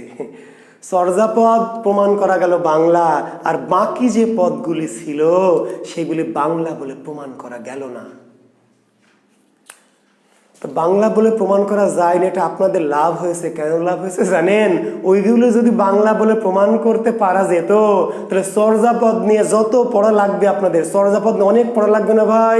কতটি পদ কার লেখা, বেশিকার, কমকার, হ্যানকার, ত্যানকার, প্রথম পদকার, শেষ পদকার, এত কিছু ওই একই সমান পড়া লাগতো। দোহাকোষ নিয়ে, একই সমান ডাকার্ণব নিয়ে, চর্যাপদ নিয়ে যেমন যত কথা পড়ছেন, যত কথা পড়াবো, এত কিছু তথ্য ডাকার্ণব নিয়ে পড়তে হতো, এত পড়া দোহাকোষ নিয়ে পড়তে হতো। আপনারা বেঁচে গেছেন, সবাই বলেন সুবহানাল্লাহ। জি, ওই 4টি পুঁথির মধ্যে শুধু চর্যাপদই বাংলা, এটা প্রমাণ করা গেল, আর বাকি পুঁথিগুলি বাংলা বলে প্রমাণ করা গেল না। বাংলা না কি তাহলে? ওই যে আমি শুরু করেছি যে প্রাচীন যুগের রচিত পুঁথি হচ্ছে 4টি, রচিত গ্রন্থ 4টি, কিন্তু বাংলা কয়টি? স্রেফ একটি, বাংলা শুধু চর্যাপদের। বাকি 3টি আমরা প্রথমে ভেবেছিলাম বাংলা, কিন্তু পরে দেখা গেল বাংলা নাকি বঙ্গ কামরূপী বা অপভ্রংশ। বঙ্গ বাংলার পূর্বের, মোট কথা বাংলা না, বাংলার কি পূর্ব অপভ্রংশ বা বঙ্গ কামরূপী ভাষায় রচিত। জি, তাহলে বিষয়টা পরিষ্কার। তাহলে এখন ওই যে বললাম যে তাহলে আমরা 4টি গ্রন্থ ছিল, প্রমাণ করার কৌশল ছিল যে ইঞ্জিনিয়ার, জি, হাশেম রেজা হিমু। আপনি ইঞ্জিনিয়ার না অন্য কিছু? আমার সন্দেহ আছে। জি, আমাদের এই ব্যাচে একজন খুব দামি গবেষক আছে, ইঞ্জিনিয়ার হাশেম রেজা হিমু। জি, আপনার জ্ঞাতার্থে বলছি, প্রমাণ করার কৌশলটির নাম ছিল সিনট্যাক্স। ইঞ্জিনিয়ার হাশেম রেজা হিমু। আপনার জটিল জটিল প্রশ্ন করেন, কেন করেন? আমি আপনার প্রশ্নের উত্তর দিচ্ছি। পদ্ধতিটির নাম ছিল, কৌশলটির নাম ছিল সিনট্যাক্স। সিনট্যাক্স। হিমু, সিনট্যাক্স বোঝেন? আপনি তো ইঞ্জিনিয়ার মানুষ, কি যে বোঝেন আর কি বোঝেন না সেটা আমি জানি না। জি, এই পদ্ধতির নাম ছিল সিনট্যাক্স। সিনট্যাক্স মানে কি বলেন তো? পদক্রম। জি, পদক্রম। সিনট্যাক্স মানে পদক্রম। উনি একটা অনেক গভীর প্রশ্ন করেছেন, যদি ওই গভীর প্রশ্নটা একটু কম প্রাসঙ্গিক, তবু যদি প্রশ্ন করেছেন, কেউ কেউ আছেন প্রশ্ন করে হয়তো আমাকে যাচাই করতে চান, আমি কোন মাল, এটা আজ বুঝবেন না, বুঝবেন কাল, আর ছাই তুলবেন আর পারবেন গাল। জি, সিনট্যাক্স হচ্ছে পদক্রম। পদক্রম। জি, এইবার 41 BCS একটা প্রশ্ন হয়েছিল, দেখবেন 41 BCS যে ধ্বনিতত্ত্ব শব্দতত্ত্বের প্রয়োগ কোথায় আলোচিত হয়? ধ্বনিতত্ত্ব শব্দতত্ত্বের প্রয়োগ কোথায় আলোচিত হয়? বাক্যতত্ত্ব। অনেকে উত্তর ভুলভাল দিয়েছে, বোঝেনি। ধ্বনি আর শব্দতত্ত্ব হলো বাক্যতত্ত্ব, এই বাক্যতত্ত্ব পদক্রম। আচ্ছা, একটা জিনিস দেখেন, ওই যে আমরা বললাম যে হিন্দি ভাষার ভাষাবিদ রাহুল সংকীর্তন, উড়িয়া ভাষার ভাষাবিদ, মাগধী ভাষার, এরা যে বোঝালো যে আমাদের করেঙ্গে, খাইঙ্গে, পিয়েঙ্গে, হাম, তাম ইত্যাদি ইত্যাদি আছে, তাহলে এটা হিন্দি ভাষার। মগধীরা বললো মাগধী ভাষার, অমুকরা বললো তমুক ভাষার। তাহলে কেন বাংলা ভাষার? কেমনে প্রমাণ করলো? সুনীতি কুমার কি এমন জাদুই প্রমাণ করেছে বাংলার? এই পদ্ধতি সিনট্যাক্স। এই কথাটা একটা বলে শেষ করছে, কারণ অনেক, এটি আপনাদের পরে কাজে লাগবে, খুব গুরুত্বপূর্ণ। যদিও বলছি প্রশ্নটি অনেক বেশি গভীর, বিদায় বিশেষে সরাসরি রিলেটেড না, কিন্তু তবুও একটু জানলে আপনাদের ভালো হবে। দেখেন, আমরা যে বর্তমান যে বাংলাদেশে কথা বলি কোন ভাষায় বলেন তো ভাই? বর্তমান বাংলাদেশে কথা বলি সেই ভাষাটির নাম কি? আমরা প্রথম লেকচার আমাদের গ্রুপে যে ক্লাসটি দিয়েছিলাম, নিশ্চয় বাংলা ভাষা। ওকে, বাংলা ভাষা। কিন্তু দেখেন, আমি যে বলছি যে আমি রাজশাহী কলেজে যাব, তো রাজশাহী কলেজ কি বাংলা ভাষা? আমি যে বলছি good morning sir, good evening sir, ঠিক আছে, তারপরে I love you, I hate you, তাহলে তাই না? আপনি বলছেন চেয়ার, টেবিল, তারপরে যে কোচিং, তারপরে যে আমি ক্লাস নিচ্ছি অনলাইনে, লেকচার দিচ্ছি, এই যে আমার হাতে মার্কার আছে, তারপরে যে ডাস্টার আছে, যে হোয়াইট বোর্ড, তাহলে আমরা এগুলো কোন ভাষার শব্দ বলেন তো? ইংরেজি ভাষার। ভাই, আপনি প্রতিদিন যত কথা বলেন ইংরেজি বা আরবি, ফার্সি, তাহলে ইংরেজি যদি ব্রিটিশরা বলে যে বেটা বাংলাদেশের ভাষা হলো ইংরেজি, কি করবেন? ব্রিটিশরা যদি বলে যে বাংলাদেশে কোনো বাংলা ভাষা নয়, আপনি বাংলা ভাষা কখন বলেন? ইঞ্জিনিয়ার সাহেব, আপনি একটু বলেন তো, এই যে আপনার নাম যে ইঞ্জিনিয়ার, তা আপনি বাঙালি না ইংরেজ? ইঞ্জিনিয়ার সাহেব, আপনাকে বলছে যে আপনার নাম যে ইঞ্জিনিয়ার, আপনি বাঙালি না ইংরেজ? নিশ্চয়ই বাঙালি, কিন্তু আপনার নাম ইঞ্জিনিয়ার। তারপর আমি যে ক্লাস নিচ্ছি, ক্লাস, এটা ইংরেজি। আমি কলেজে কি কলেজে যাচ্ছি, কলেজ গেটে নামবো, গেট ইংরেজি। আমি কোচিংয়ে প্রাইভেট পড়াই, প্রাইভেট ইংরেজি। এই যে মার্কার, সবই তো ইংরেজি। তাহলে এখন যদি ইংরেজরা বলে বেটা তোদের কোনো বাংলা ভাষা নাই, তোরা তো সব ইংরেজি ভাষায় কথা বলিস, আসলে শব্দ ইংরেজি, ভাষা ইংরেজি নয়। শব্দ ইংরেজি বলি আমি প্রতিদিন হাজার হাজার শব্দ ইংরেজি বলি, ভাষা ইংরেজি বলি না ভাই, ভাষা বলি বাংলা। কেমনে প্রমাণ করবেন? এটির নাম সিনট্যাক্স, এই মেথডটির নাম সিনট্যাক্স। দেখেন, আপনি বলছেন I eat rice, I eat rice ইংরেজি, আই মানে আমি, আই মানে কি আমি, ইট মানে কি খাই, আর রাইস মানে কি ভাত। তাহলে আমি খাই ভাত, তাই কি বলছি? আমি চিকেন ফ্রাই খাই বা ফ্রাইড রাইস খাই, তাহলে আমি কি বলছি আমি খাই ফ্রাইড রাইস? আমি বলছি আমি ফ্রাইড রাইস খাই। এর নাম সিনট্যাক্স, এর নাম সিনট্যাক্স। ইংরেজিতে হলো সাবজেক্ট, তারপরে ভার্ব, অবজেক্ট। ইঞ্জিনিয়ার সাহেব সহ আরও যারা আছেন, জ্ঞানীগুণী পণ্ডিত আছেন এই ব্যাসে, ইংরেজি pattern subject verb object, subject verb, যেটা আই ইট রাইস। কিন্তু বাংলায় আই মানে আমি, ইট মানে খাই, রাইস মানে ভাত না। আমি ফ্রাইড রাইস বা ভাত বা চিকেন ফ্রাই বা স্যুপকে খাই, ক্রিয়া শেষ। এই স্ট্রাকচারটির নাম হচ্ছে সিনট্যাক্স। আমি পৃথিবীর যে ভাষা ইচ্ছে সেই ভাষার শব্দ বলবো, কিন্তু আমার ভাষার কাঠামোটা কি? কাঠামোটা হচ্ছে বাংলা, কাঠামোটা বাংলা। বুঝেন? আমি যে প্যান্ট পরেছি, শার্ট পরেছি, টাই পরবো, তাই না? তারপরে এখানে একটু সিপ রাখবো, এদিকে আমি সিপ লম্বা করে দিব, ইয়ো ইয়ো কিডস এরকম করে চুলগুলো খাড়া করে দেবো। আমি কি তাহলে আমেরিকান হব না, রাশিয়ান হব না, ইতালিয়ান হব? আমি বাইরে যত স্টাইল মারি, আমার যে কাঠামোটা ভেতো বাঙালি। তার মানে চর্যাপদে উড়িয়া ভাষা ছিল, হিন্দি ছিল, মাগধী ছিল, কানাড়ি ছিল, সব ভাষাই ছিল, কিন্তু ভাষার কাঠামোটা, স্ট্রাকচারটা কি? বাংলা, বাংলা। এখনো আমরা যে কথা বলি, ম্যাক্সিমাম বেশিরভাগ শব্দ ইংরেজি অথবা আরবি অথবা ফার্সি অথবা পর্তুগিজ অথবা তুর্কি ইত্যাদি, কিন্তু ভাষাটা কি তাহলে ইংরেজি? বা ভাষাটা হচ্ছে কি বাংলা। কারণ কি? Syntax, syntax. আমি বলছি না যে আমি খাই ফ্রাইড রাইস, আমি খাই স্যুপ, আমি বলছি আমি স্যুপ খাই, আমি ফ্রাইড রাইস খাই। That's called syntax. Subject, object, verb. Bangla বাক্যে ক্রিয়া কোথায় বসে? শেষে। বুঝেছেন? তাহলে ডক্টর সুনীতি কুমার কেমনে প্রমাণ করলো চর্যাপদের ভাষা বাংলা? সিনট্যাক্স পদ্ধতিতে, পদক্রম রীতি, পদক্রম। বাংলা বাক্যের গঠন আর অন্যান্য বাক্যের গঠন কি? আলাদা আলাদা। বুঝে গেছে? এই যে আমাদের যে সকিনা, তাই না? চেনেন সকিনা? চেনেন? গ্রামের সকিনা ঢাকা বিশ্ববিদ্যালয়ে ইংরেজিতে পড়ে নাম দেয় কি? জরিনা গিয়ে হয় যারা, বলছে হাই ফ্রেন্ড আই এম যারা। এবার জামা কাপড় পরে কি ছেঁড়া বেড়া। তো ওই যে সকিনা যে শহরে গিয়ে জরিনা যে যারা হয়, জামা কাপড় যে ছেঁড়া বেড়া পরে, ওই মাল কি আমেরিকান হয়ে যায় না অস্ট্রেলিয়ান হয়? ওই মাল সকিনা বাঙালি থাকে, শুধু তার কি স্টাইলটা চেঞ্জ করে, কিন্তু আসলে বাঙালি। ক্লিয়ার? ওকে। তাহলে কিভাবে প্রমাণ করলো? আশা করি ইঞ্জিনিয়ার সাহেব সহ আরো যারা অতি পণ্ডিত জ্ঞানী আছেন তারা বুঝতে পারলেন যে ডক্টর সুনীতি কুমার কেমনে প্রমাণ করলো। সিনট্যাক্স, ভাষাতাত্ত্বিক অর্থাৎ পদক্রম পদ্ধতিতে বোঝালো যে শব্দ আমরা বিশ্বের বিভিন্ন ভাষা থেকে নিয়েছি, কিন্তু আসলে কি এই ভাষার যে গঠন স্ট্রাকচার সেটি কি বাংলা ভাষার। জি, থ্যাংক ইউ। আর আরো যদি অধিক কিছু জানতে চান আলাদা করে নক করবেন। এখানে তো সাধারণ সকল শ্রেণীর ছাত্রছাত্রী থাকে, অত গভীরে গেলে অনেকে পাগলা হয়ে যায়, বুঝলেন ইঞ্জিনিয়ার সাহেব? জি, এখানে যেহেতু আমরা সাধারণ কমন স্টুডেন্টদের জন্য পড়াই, সেজন্য আমরা একটা সীমিত একটা লেভেলে থাকি। আপনি যা কিছু জানতে চান, আপনি কোন লেভেলের প্রশ্ন করবেন আসেন, বুঝেন নাই? জি ভাই, আমি তো ইংরেজি পড়ে বাংলা পড়াই না, অর্থনীতি পড়েও বাংলা পড়াই না, ইতিহাস পড়েও বাংলা পড়াই না, বাজারের ভাইয়াদের মতো বাংলা পড়ি।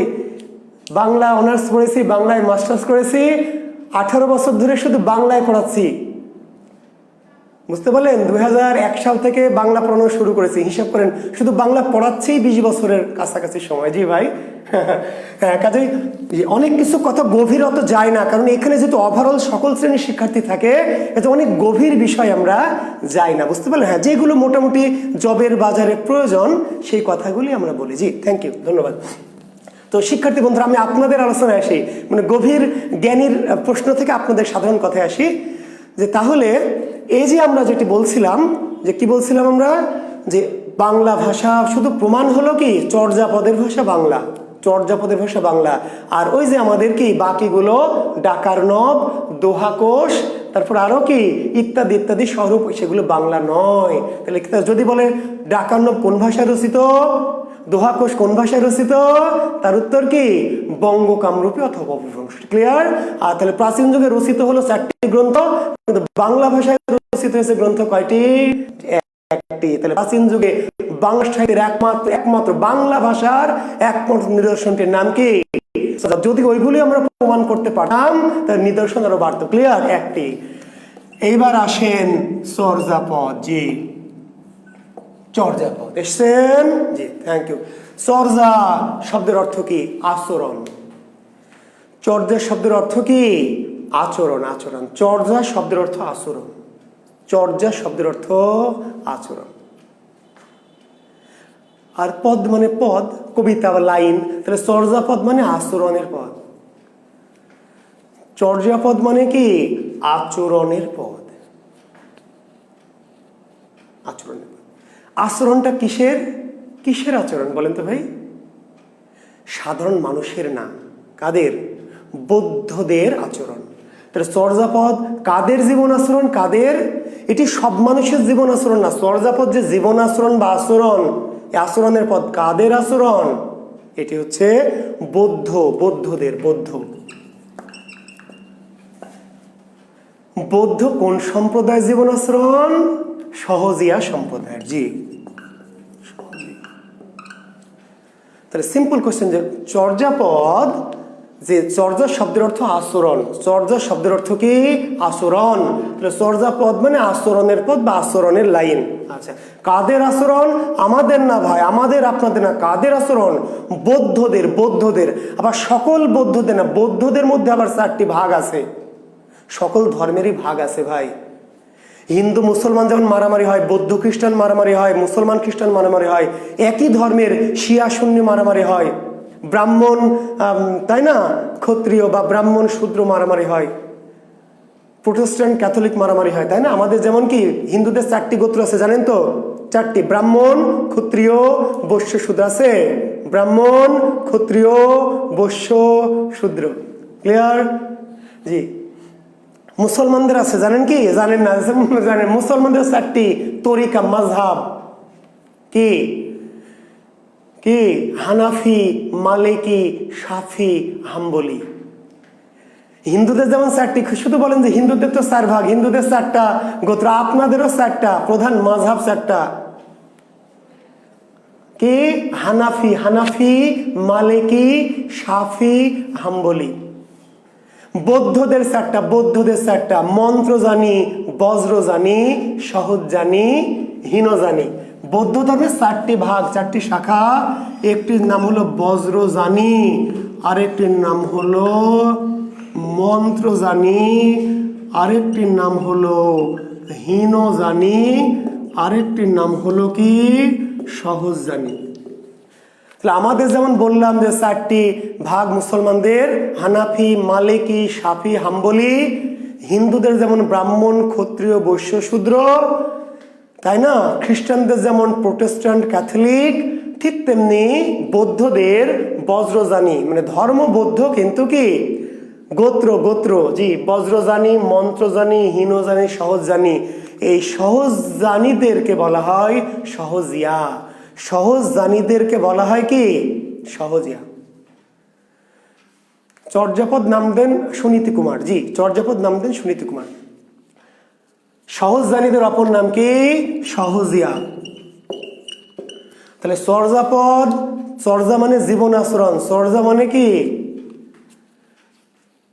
মুস্তাফিজুর রহমান কনক, মুসলিমে কোনো মাযহাব নাই, তাহলে আপনি অন্ধকারে আছেন। মুস্তাফিজুর রহমান কনক, আপনি পুরো অন্ধকার জগতে আছেন, জি, তো থাকেন, আপনি অন্ধকারেই থাকেন, জি। কোনো মাযহাব নাই, তাহলে শিয়া কেন সুন্নিকে মারতেছে, সুন্নি কেন শিয়াকে মারতেছে আপনি জানেন? যদি না জানেন তাহলে ভাই কমেন্টস করবেন না, বুঝতে পারলেন? একই মুসলমান কান্ট্রি, জানেন ইরান চেনেন? ইরান, পাকিস্তান নাম শুনেছেন? আফগানিস্তান, মুসলিম কান্ট্রি, 99% মুসলমান। এই মুসলমানের কান্ট্রিতে শিয়া নামে একটা মুসলিম গোষ্ঠী মারে সুন্নিকে, সুন্নি মারে শিয়াকে। ভাগ নাই তো মারামারি শিয়া সুন্নিতে কেমনে হয়? জি, তো কাজে ওইগুলো হীন তর্কে যাবেন না, জি, খারাপ। তো তাহলে চর্যাপদ কাদের জীবনাচরণ, কাদের গ্রন্থ? বৌদ্ধদের। বৌদ্ধ কোন সম্প্রদায়ের? বৌদ্ধ সহজিয়া সম্প্রদায়ের। বৌদ্ধ কি সহজিয়া বা সহজজানী সম্প্রদায়ের জীবনাচরণ হচ্ছে চর্যাপদ।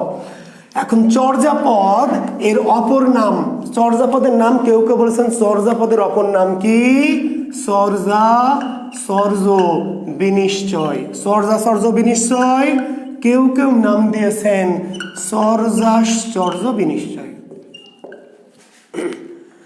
চর্যাপদের অপর নাম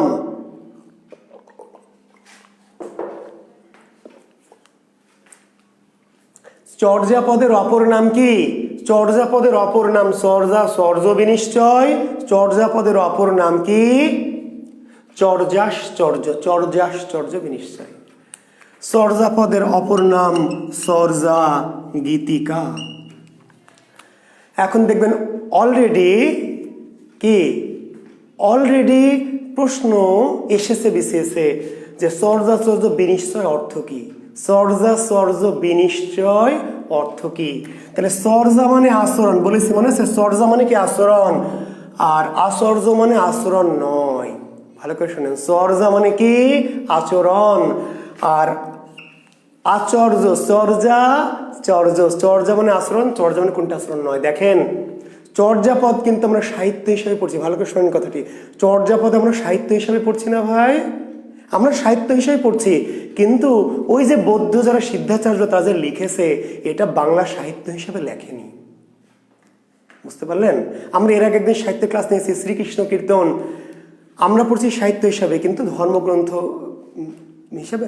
তো চর্যাপদ হচ্ছে বৌদ্ধদের ধর্মগ্রন্থ, চর্যাপদ হচ্ছে বৌদ্ধদের কি বৌদ্ধদের আসলে ধর্মগ্রন্থ, জীবন আচরণ। দেখেন কোরআন আমাদের জীবন আচরণ, মুসলমান যারা আমরা, কোরআন হচ্ছে আমাদের জীবন আচরণ, জীবন বিধান।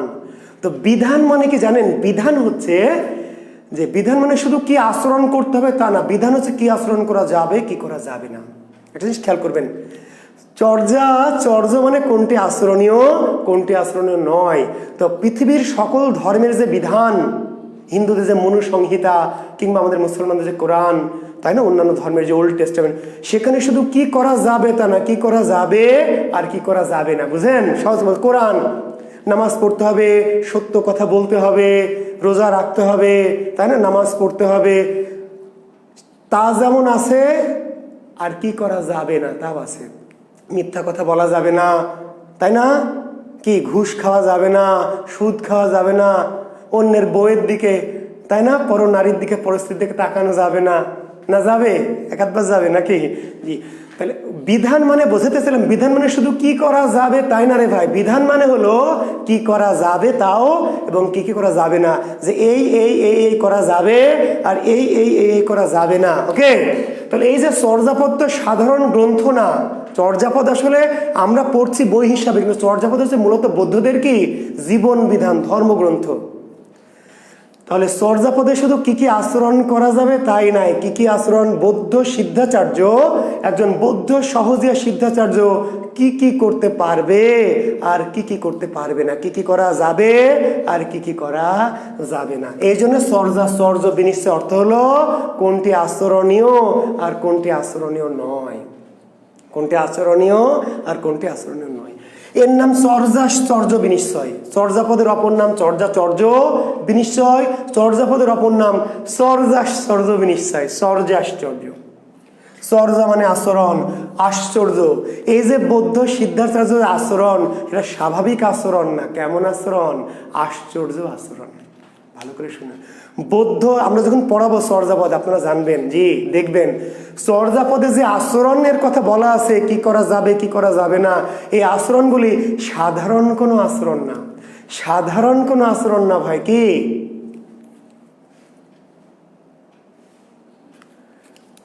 আশ্চর্য আচরণ। চর্যাশ্চর্য মানে চর্যাপদে যে আচরণ, সে আচরণগুলি কেমন আচরণ, আশ্চর্য আচরণ, আশ্চর্য। জি সেটা যখন চর্যাপদ পড়াবো তখন কেমন আশ্চর্য দেখবেন, চর্যাপদে যে আচরণ সে আচরণগুলি স্বাভাবিক আমাদের আচরণ না, কেমন আশ্চর্য আচরণ। জি আমি চর্যাপদ পড়াবো লাইন বাই লাইন, তখন টের পাবেন। জি আর চর্যাপদের অপর নাম চর্যা গীতিকা, চর্যাপদের অপর নাম চর্যা গীতিকা। গীতিকা কেন, চর্যাপদগুলি মূলত গান।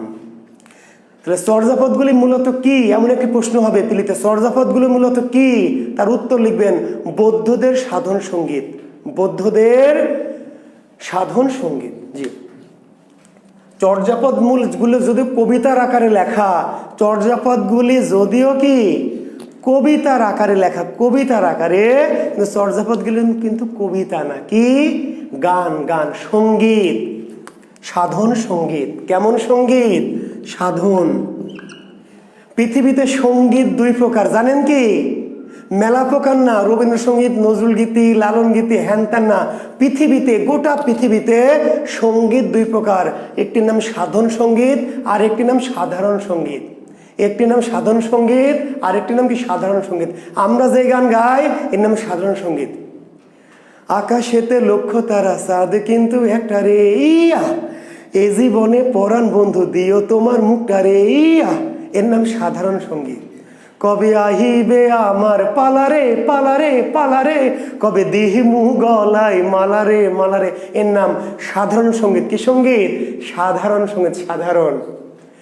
আর খাসার ভিতর অচিন পাখি কমনে আসে যায়, এর নাম সাধন সঙ্গীত,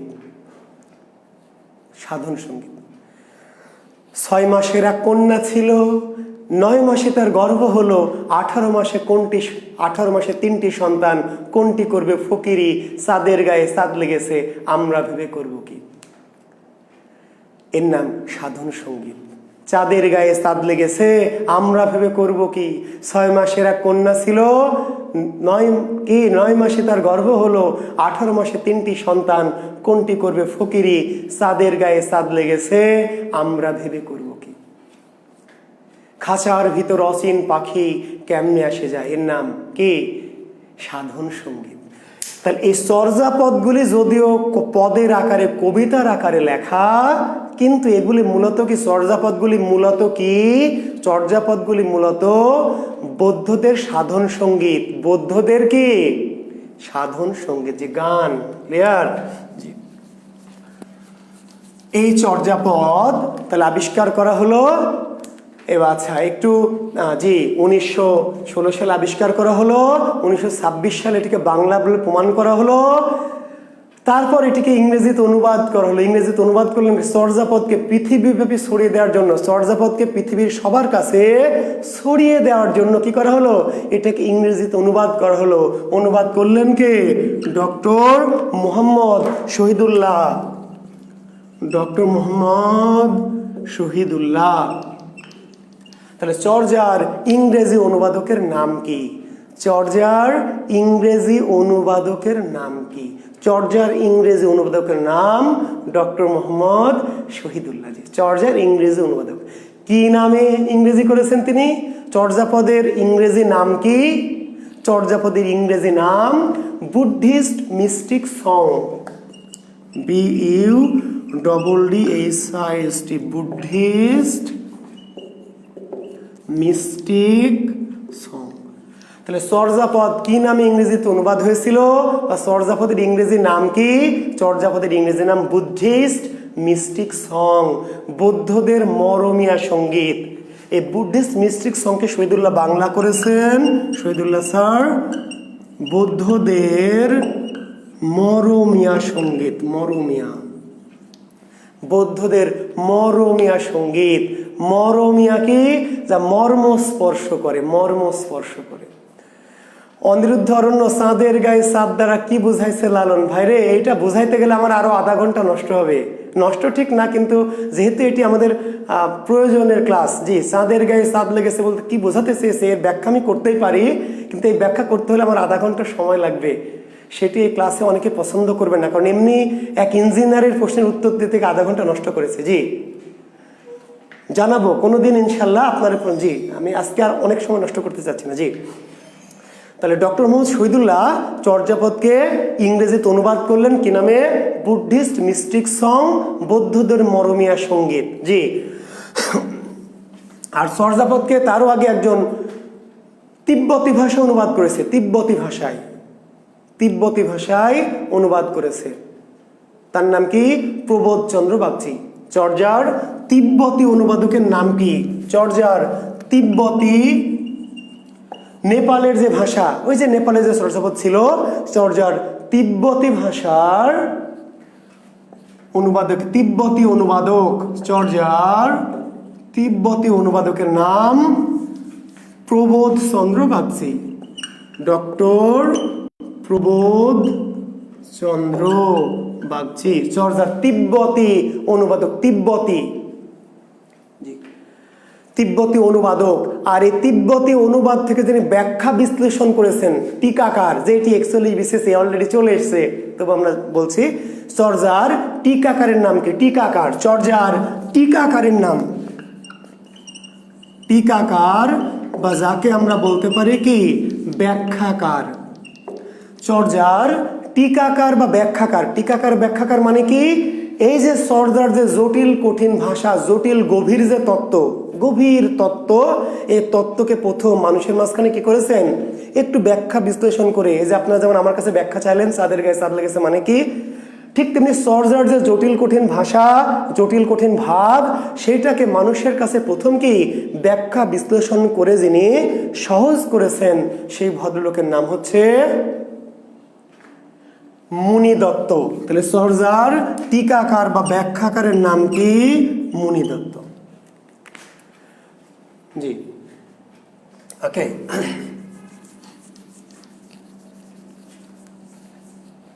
এখন আমরা আসবো চর্যাপদে পদ সংখ্যা কতটি। এই যে চর্যাপদ নিয়ে এত কথা বলছি, চর্যাপদ কতগুলি পদ ছিল, চর্যার পদ সংখ্যা কয়টি?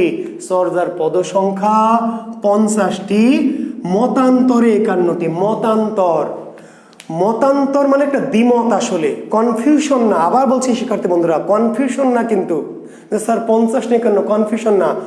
চর্যার মোট পদ সংখ্যা কয়টি? উত্তর 50টি। একজন ভদ্রলোক ডক্টর সুকুমার সেনের মতো 51টি। তো যদি অ্যাকচুয়ালি উত্তর দিতে হবে 50টি, আর 50টি যদি না থাকে তাহলে উত্তর দেওয়া যাবে 51টি। সেটা মতান্তর। ক্লিয়ার? মতান্তর মানে এটি কনফিউশন না, দ্বিমত। বেশিরভাগ ভাষাবিদের মতে 50টি, দু একজনের মতো 51টি। তাহলে 50 51টি দুটোই থাকলে কি করবেন? অবশ্যই 50। 50 যদি না থাকে তাহলে উত্তর দেওয়া যাবে 51টি। জি, কিন্তু এই যে চর্যার যে 50টি পদ, এই 50টি পদ যখন আবিষ্কার করা হয় নেপাল থেকে, তখন বেশ কিছু পদ কি, দু একটি পদ মাঝখান থেকে পুঁথিগুলো ছিঁড়ে গিয়েছিল। এতদিন, হাজার বছর ধরে, সেই 1200 সালে লেখা হয়েছে, আর 1907 সালে আবিষ্কার করা হচ্ছে। এই আবিষ্কার করতে গিয়ে কি হলো, মাঝের দু একটি পাতা কোনো কারণে কি হয়েছিল, নষ্ট হয়ে গেছিল, বা কি হয়তো ছিঁড়ে টিড়ে গিয়েছিল, বা পোকায় নষ্ট করে ফেলতে পারে। ফলে চর্যার দু একটি পদ পাওয়া যায়নি।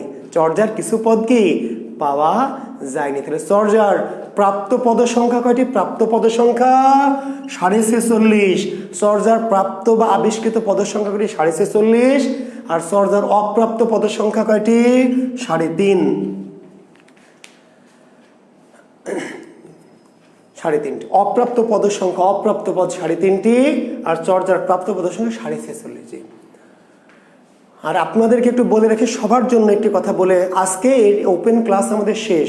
অর্থাৎ আপনারা জানেন যে আমরা জাকির বিসিএস স্পেশাল থেকে একটি বিশেষ কোর্স করাচ্ছি, পেইড কোর্স। পেইড কোর্সটা হলো 500 টাকার বিনিময়ে একটি পেইড কোর্স, বাংলাদেশের চাকরির পরীক্ষার জন্য সাহিত্য অংশ, বিসিএস সহ বাংলাদেশের যে কোনো চাকরির পরীক্ষার সাহিত্য অংশের জন্য আমরা একটা পেইড কোর্স করাচ্ছি 500 টাকার বিনিময়ে, প্লাস বিসিএস রিটেনের যে 30 নম্বরের কি সাহিত্য অংশ, এই পেইড কোর্সটি 500 টাকার বিনিময়ে করাচ্ছি। আমরা জাকির বিসিএস এর দুটো ক্লাস একটু এমনি ফ্রি দিয়েছিলাম একটু দেখার জন্য আপনাদেরকে। আপনারা যদি আমাকে বিশ্বাস করেন, আমার ক্লাস ভালো লাগে বা মনে হয় যে না স্যারের ক্লাস করার দরকার আছে, তাহলে আপনারা কি করবেন, জাকির বিসিএস এর পেজে দেখবেন যে আমাদের এই ভর্তির ব্যাপারে নোটিশ দেওয়া আছে। 500 টাকা বিকাশ করে ভর্তি হতে পারবেন। এবং এই ক্লাসের স্ক্রিনেও দেখেন জাকির বিসিএস স্পেশাল থেকে একটা নোটিশ দেওয়া আছে। আপনারা যারা আগ্রহী তারা এই নোটিশ থেকে পদ্ধতিগুলো বুঝে নিয়ে বিকাশ নাম্বারটা নিয়ে আপনারা চাইলে কি আমার কোর্সে ভর্তি হতে পারবেন। কারণ আগামী দিন থেকে এই সরাসরি আমরা জাকির বিসিএস এ ক্লাস নেব না, আমরা ক্লাস নেব শুধু আমাদের ভর্তিকৃত স্টুডেন্টদের দিয়ে। আর আজকে একটি পরীক্ষাও আছে, কারণ আমরা লেকচার 1 এবং 2 দুটো লেকচার আমরা করিয়েছি। তার মধ্যে 2টা আমরা ওপেন করেছি, একটা আমাদের সিক্রেট গ্রুপে করিয়েছি। আজকে আমরা ক্লাসের পরে, অর্থাৎ আমি 10:30 বা 11:15 দিকে ক্লাস শেষ করবো, 10:30টায় ক্লাস শেষ করবো। 10:30টায় ক্লাস শেষ করার পরে 1 এবং 2 নম্বর লেকচারের পর একটা পরীক্ষা হবে 20 নম্বরের। আপনারা জানেন যে বিসিএস প্রিলিমিনারিতে 20 নম্বরের প্রশ্ন থাকে। বিসিএস প্রিলিমিনারিতে 20 নম্বরের সাহিত্য প্রশ্ন থাকে, 20 নম্বরের, 15 ব্যাকরণ, সাহিত্য 20। তো আজকে আমার ক্লাসের শেষে আপনাদের এই জাকির বিসিএসে আমরা একটা লিঙ্ক দিব পরীক্ষার, গুগলে একটা পরীক্ষা হবে 20 নম্বরের। কিসের উপর? লেকচার 1 এবং 2, বাংলা সাহিত্যের যুগ বিভাগ, বাংলা সাহিত্যের উদ্ভব, বাংলা ভাষা এবং সাহিত্যের উদ্ভব এবং বাংলা সাহিত্যের যুগ বিভাগ, যেটা আমরা গত ক্লাসে আলোচনা করেছি এবং তার আগের ক্লাসে। জি, তাহলে 1 এবং 2 এর পর আমাদের একটা 20 নম্বরের ক্লাস, এটা আজকে ওপেন, সবাই দিতে পারবেন, সবাই দিতে পারবেন। তবে আগামী শনিবার থেকে যে ক্লাসগুলো আমরা নিব লেকচার 4 থেকে, সেটি আর আপনারা সবাই করতে পারবেন না। আমাদের যে শুধু পেইড স্টুডেন্ট, আমরা অলরেডি 1400 স্টুডেন্ট পেয়েছি। তো যারা আপনারা এখনও চান আগামী শনিবারের মধ্যে অবশ্যই ভর্তি হয়ে নেবেন। তাহলে তাছাড়া শনিবার রাতের ক্লাসটি আপনার, আজকের কোনো আলোচনা এই প্রশ্নে থাকবে না বাবারা। আজকে যা কিছু বললাম এ সমস্ত কথা এই পরীক্ষায় থাকবে না। এই পরীক্ষায় থাকবে কোন তথ্যগুলি? আমরা গতদিন যে ক্লাসটা নিয়েছি যুগ বিভাগ, প্লাস তার আগে একটা ক্লাস নিয়েছি বাংলা ভাষার উদ্ভব ইতিহাস, ইন্দো ইউরোপ থেকে শুরু করে প্রাকৃত, তারপরে মাগধী প্রাকৃত ইত্যাদি ইত্যাদি, অপভ্রংশ, বঙ্গকামরূপী। তাহলে আজকে যে পরীক্ষাটা আজকের টপিকের উপরে না, কোন টপিকের উপরে? এর আগের যে দুটো ক্লাস হয়েছে বাংলা সাহিত্যের যুগ বিভাগ এবং কি বাংলা ভাষার উদ্ভব, এর উপর। যে আজকের ক্লাস যখন শেষ হবে তখন আপনার 20 নম্বরের একটি পরীক্ষা সবাই দিতে পারবেন। এটি গুগল ফর্মে নেওয়া হবে, জি আপনারা পেয়ে যাবেন। আমি একটা লিঙ্ক দেবো, লিঙ্কে টাচ করলে দেখবেন যে পরীক্ষাগুলো দেওয়া যাবে। জি, থ্যাংক ইউ। আর যারা ভর্তি হতে চান তারা আমাদের জাকির বিসিএস এর নোটিশটা দেখে কি সবাই ভর্তি হয়ে যাবেন। জি, থ্যাংক ইউ। তো আমরা বলছিলাম যে দেখেন চর্যাপদের মোট পদ সংখ্যা কয়টি? চর্যাপদের মোট পদ সংখ্যা কয়টি? 46.5টি। না, মোট পদ সংখ্যা 46.5টি না ভাই, না, মোট পদ সংখ্যা 50টি। চর্যাপদের মোট পদ সংখ্যা কয়টি? 50টি। আর প্রাপ্ত পদ সংখ্যা কয়টি? প্রাপ্ত পদ সংখ্যা 46.5টি। প্রাপ্ত পদ 46.5 মানে এই চর্যাপদের 50টি পদের মধ্যে 2-1টা পদ কি হারিয়ে নষ্ট হয়ে গেছে। কতটি পদ নষ্ট হয়ে গেছে? 3.5টি পদ। 3.5টি। তাহলে অপ্রাপ্ত পদ কয়টি? 3.5টি।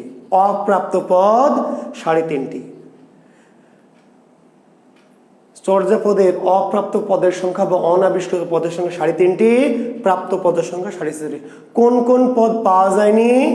কোন কোন পদ? যে লিঙ্ক গ্রুপেও দিব, লিঙ্ক জাকির বিসিএসেও দিব। জি, আজকে যেহেতু ওপেন পরীক্ষাটি, জাকির বিসিএসেও দিব লিঙ্কটা, আমাদের যে গ্রুপ আছে সেখানেও দিব। জি, 24, 25, 48 এবং 23-এর কি শেষাংশ। তাহলে সরজার কোন কোন পদ পাওয়া যায়নি, সরজার কোন কোন পদ পাওয়া যায়নি বা অনাবিষ্কৃত রয়েছে, অনাবিষ্কৃত পদ সংখ্যা কোনগুলি? 24, 25, 48, 24, 25, 48 এবং 23-এর শেষাংশ। তাহলে কোন পদের অর্ধেক পাওয়া গেছে? 23 নম্বর পদের। কোন পদের অর্ধেক পাওয়া যায়নি? তাও 23। কোন পদের অর্ধেক পাওয়া গেছে? তাও 23। আর কোন পদের অর্ধেক পাওয়া যায়নি? তাও 23। জি। আর কোন কোন পদ পাওয়া যায়নি? 24, 25, 48। 24, 25 এবং 48 এই পদগুলি পাওয়া যায়নি। বুঝতে পেরেছেন? এর মধ্যে 23 নম্বর পদটা কার? 23 নম্বর পদটা হচ্ছে ভূসুকুপা। লিখে নেন, ভূসুকুপা। 23 নম্বর পদটি কার? এই যে অর্ধেক পাওয়া গেছে কার? ভূসুকুপা 23 নম্বর পদ, যার প্রথম 6 লাইন পাওয়া গেছে, প্রথম 6 চরণ কি পাওয়া গেছে আর শেষ 4 চরণ পাওয়া যায়নি। 23 নম্বর যে পদ কার লেখা? ভূসুকুপা। এই ভূসুকুপার 23 নম্বর পদের কি 10 চরণ, তার প্রথম 6 চরণ আবিষ্কৃত হয়েছে আর শেষের 4 চরণ পাওয়া যায়নি। আর 24, 25, 48 পুরোপুরি পাওয়া যায়নি। এদের মধ্যে 48 নম্বর পদ কার? কুক্কুরিপা। 48 নম্বর পদটি কার? কুক্কুরিপার।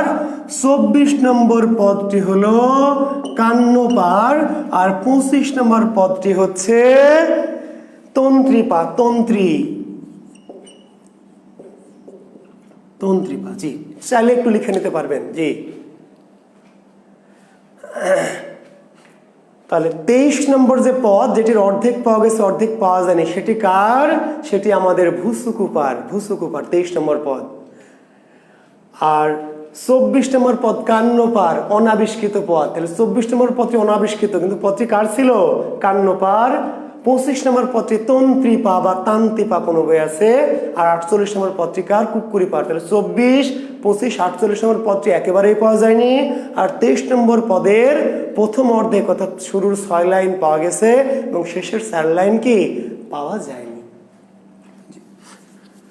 আচ্ছা, আর যারা সাহিত্য কোর্স করতে চান আবারও, কিংবা যারা করেননি, আমরা সাহিত্য অলরেডি করিয়ে ফেলেছি, তবে আবার বলছি আমাদের ব্যাকরণ কোর্স যারা করতে চান, ব্যাকরণ কোর্স, জি, আমরা সাহিত্য কোর্সটি আমাদের 3 মাসের কোর্স। সাহিত্য কোর্সটি 3 মাসের। আমরা সাহিত্যের পরে আবার কি ব্যাকরণ কোর্স আবার করাবো। জি, 3 মাসের আমাদের যে এপ্রিল, মে, জুন, এপ্রিলে শুরু করেছে আমরা, মে, জুন, এই 3 মাসের সাহিত্য কোর্স শেষ করে আমরা কি করব? এপ্রিল, মে, জুন, জুলাইয়ের 2-3 তারিখ থেকে আমরা আবার কি ব্যাকরণের কোর্স দেবো। জি, তখন আমরা আপনার আবার চাইলে ভর্তি হতে পারবেন। জি, ধন্যবাদ। আচ্ছা, এখন চর্যায় মোট যে 50টি পদ, কতজন কবি মিলে পদটা লিখেছে? কতজন কবি মিলে লিখেছে? কতজন? চর্যার মোট পদকর্তা কতজন? পদকর্তা 24, মতান্তরে 23, ডক্টর শহীদুল্লাহর মতে 23। কনফিউশন না ভাই, দ্বিমত। ডক্টর শহীদুল্লাহর মতে কি? ডক্টর শহীদুল্লাহর মতে কতজন পদকর্তা চর্যা পদের? 23 জন, কিন্তু বেশিরভাগের মতে কি 24 জন। আর এদেরকে বলা হয় পা। কি বলা হয়? পা। আসলে পদকর্তা, এরা আসলে কি পদকর্তা। যারা পদ লিখেছে তারা হচ্ছে পদকর্তা। আমরা যেমন এখন যারা কবিতা লেখে তাদেরকে বলে কবি, যারা কবিতা লেখে তাদেরকে আমরা কি বলি? কবি বলি। আর আগের যুগে এগুলোকে বলা হতো পদ, আর যারা লিখতো তাদেরকে বলা হতো পদকর্তা। তাহলে চর্যায় মোট কয়টি পা? মোট বলবেন 24টি পা। 23টি বলার দরকার। চর্যার পা কয়টা? চর্যার পা 24টা। বোঝা গেছে? আর ডক্টর শহীদুল্লাহর মতে কয়টা? 23টা পা। জি,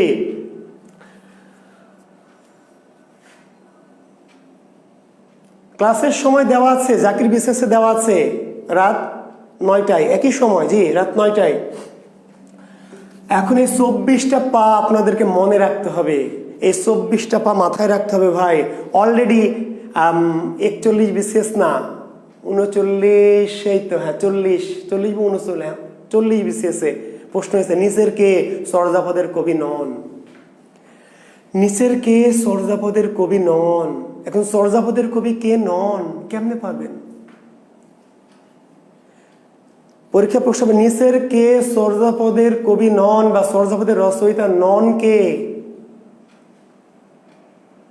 কে নন এটা আপনি জানবেন না ভাই? কে নন এটা আপনি জানবেন না, আপনি জানবেন কে হন। চর্যাপদের কবি কে নন এটা আপনি জানবেন না, আপনি জানতে হবে চর্যাপদের কবি কে হন। যে হন হন হনগুলো বাদ দিলে যে ব্যাটা থাকবে সেগুলো নন। তাহলে হনকে এই 24 জন পদকর্তার নাম আমি লিখে দিচ্ছি, দয়া করে একটু মনে রাখবেন, পারলে লিখে নেন। কান্ন কামলি লুই কুক্কুরি, চাটিল ভুসুকু বিরুয়া গুন্ডুরি, দারিক ভাদে তারক কঙ্কন, ধাম মোহিত্তা।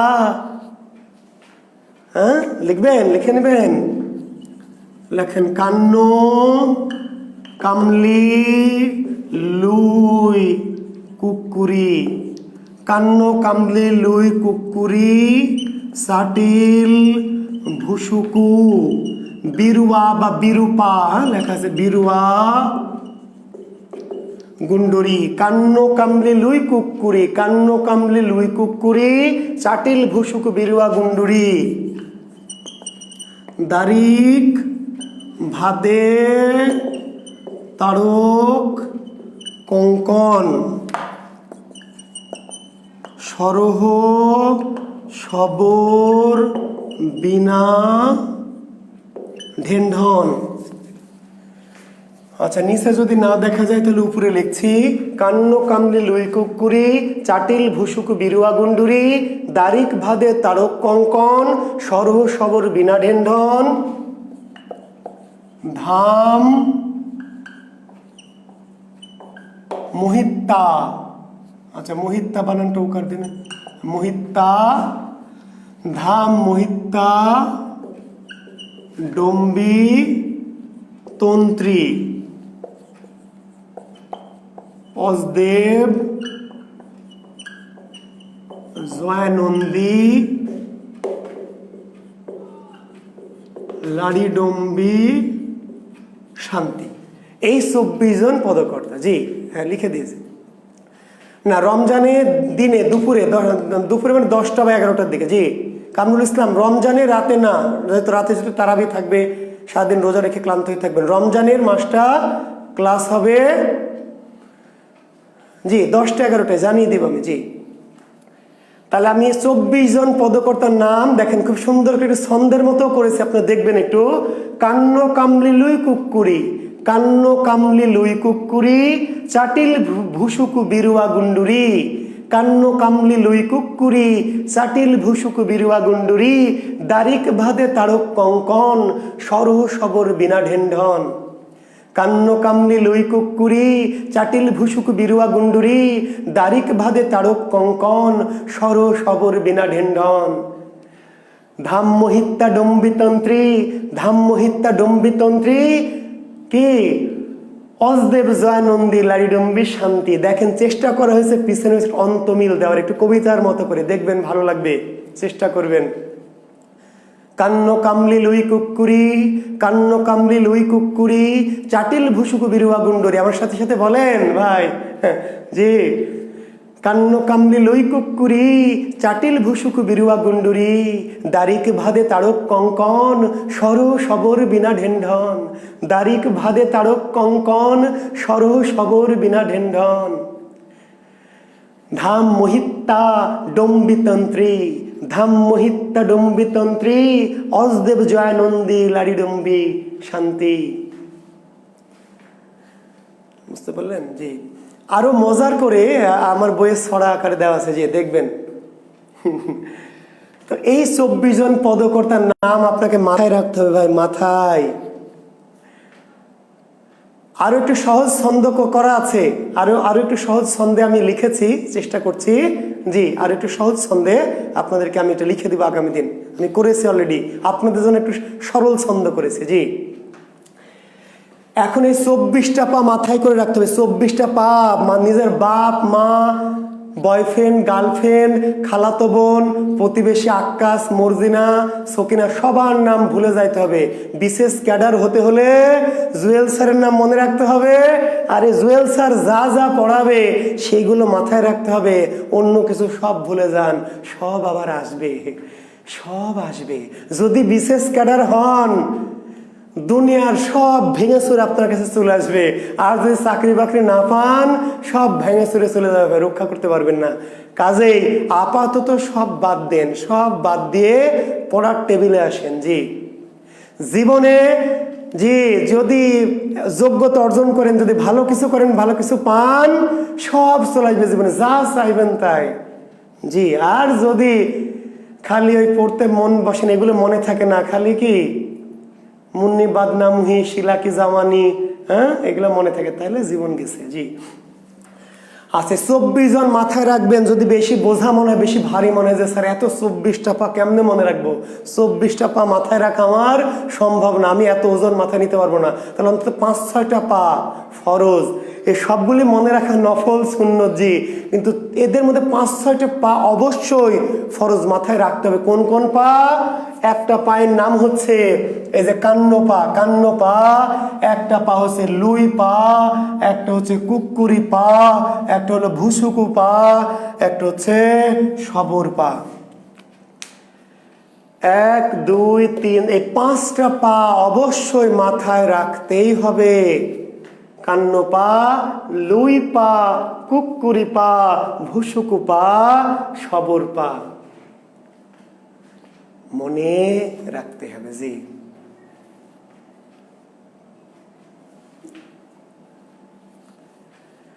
কেন এই পাগুলোর নাম মনে রাখতে হবে? পরীক্ষা আসবে। কেমনে আসবে পরীক্ষায়? চর্যার সর্বাধিক পদের রচয়িতাকে। হ্যাঁ, এম.এস. সরকার 23 নম্বর পদের রচয়িতা বলে দিয়েছে ভাই, ভুসুকুপা।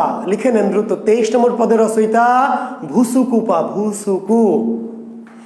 জি, চর্যার সর্বাধিক পদের রচয়িতাকে। চর্যার সর্বাধিক পদ, চর্যার যে 50টি পদ 24 জন কবি মিলে লিখেছে। চর্যার 50টি পদ 24 জন, মানে গড়ে 2টা করে, কিন্তু গড়ে 2টা, 24 জন মিলে 50টি, গড়ে 2টা করে। কিন্তু এই চর্যা, এই 24টা পায়ের একজন আছে মালপা, সেই মালপায়ের নাম কি? কান্নপা। চর্যার সর্বাধিক পদের রস একাই 13টি মেরে দিয়েছে। যেখানে 24 জন মিলে 50টা লিখেছে, সেখানে কান্নপা একাই কি 13টা। তাহলে চর্যার সর্বাধিক পদের রচয়িতার নাম কি? কান্নপা। চর্যার সর্বাধিক পদের রচয়িতার নাম কি? কান্নপা। কোন পদকর্তা সবচেয়ে বেশি পদ লিখেছেন? কান্নপা। কান্নপার হচ্ছে পদের সংখ্যা কয়টি? 13টি। কিন্তু কিন্তু যখন বলবে কান্নপার প্রাপ্ত পদ সংখ্যা কয়টি, তখন আবার 13টি উত্তর দেন না। ওই যে প্যারাসিটামল 3 বেলা, কান্নপা এলেই 13টা না।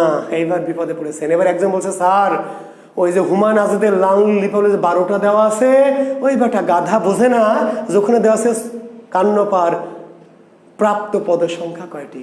কান্নপার প্রাপ্ত পদ সংখ্যা 12টি। স্যার এক জায়গায় উত্তর 12টি, এক জায়গায় উত্তর 13টি, এটা কেমনে? কেমনে কি? দুটাই উত্তর, উত্তর দুটাই, প্রশ্ন তো দুইটা ভাই। কান্নপার পদ সংখ্যা কয়টি বা রচিত পদ সংখ্যা কয়টি, তার উত্তর 13টি। কিন্তু কান্নপার প্রাপ্ত পদ সংখ্যা কয়টি, প্রাপ্ত পদ বা কান্নপার কয়টি পদ পাওয়া গেছে, তার উত্তর 12টি। কেন?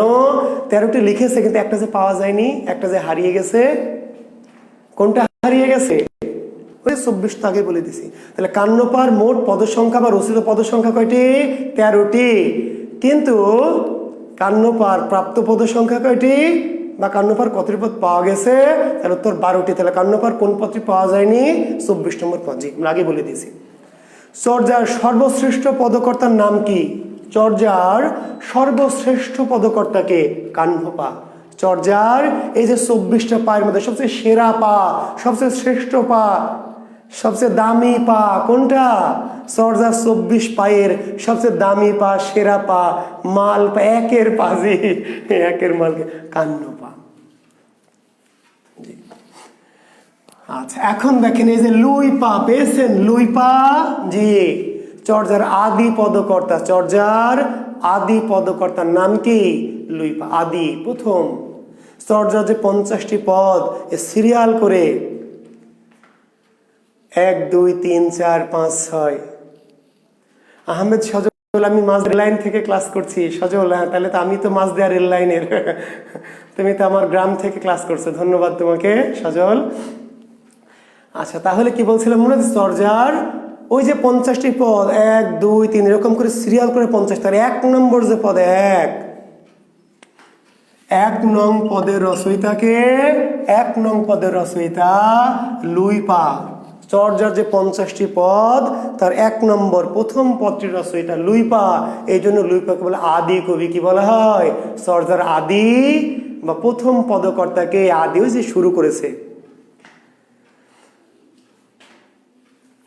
1 নং পদের রচয়িতাকে চর্যার 1 নং পদের রচয়িতা লুইপা, চর্যার প্রথম পদের রচয়িতাকে লুইপা, চর্যার আদি পদকর্তাকে লুইপা। তাহলে 1 নং পদের রচয়িতাকে লুইপা। লুইপা রচিত পদের সংখ্যা কয়টি? 2টি। পা কেন? শহীদুল ইসলাম বলেছে ভাই পদকর্তা, আসলে পদকর্তা সংক্ষেপে পা, পদকর্তা। এই পদকর্তা থেকে সংক্ষেপে শর্টকাট করে বলা হয়েছে পা। তাহলে প্রথম বা আদি পদকর্তা লুইপা। লুইপা রচিত পদ সংখ্যা কয়টি? 2টি। কোন কোন পদ? 1 এবং কি 29, এই 2টি পদ লুইপার। মনে রাখবেন লুইপা রচিত পদ সংখ্যা কয়টি? 2টি।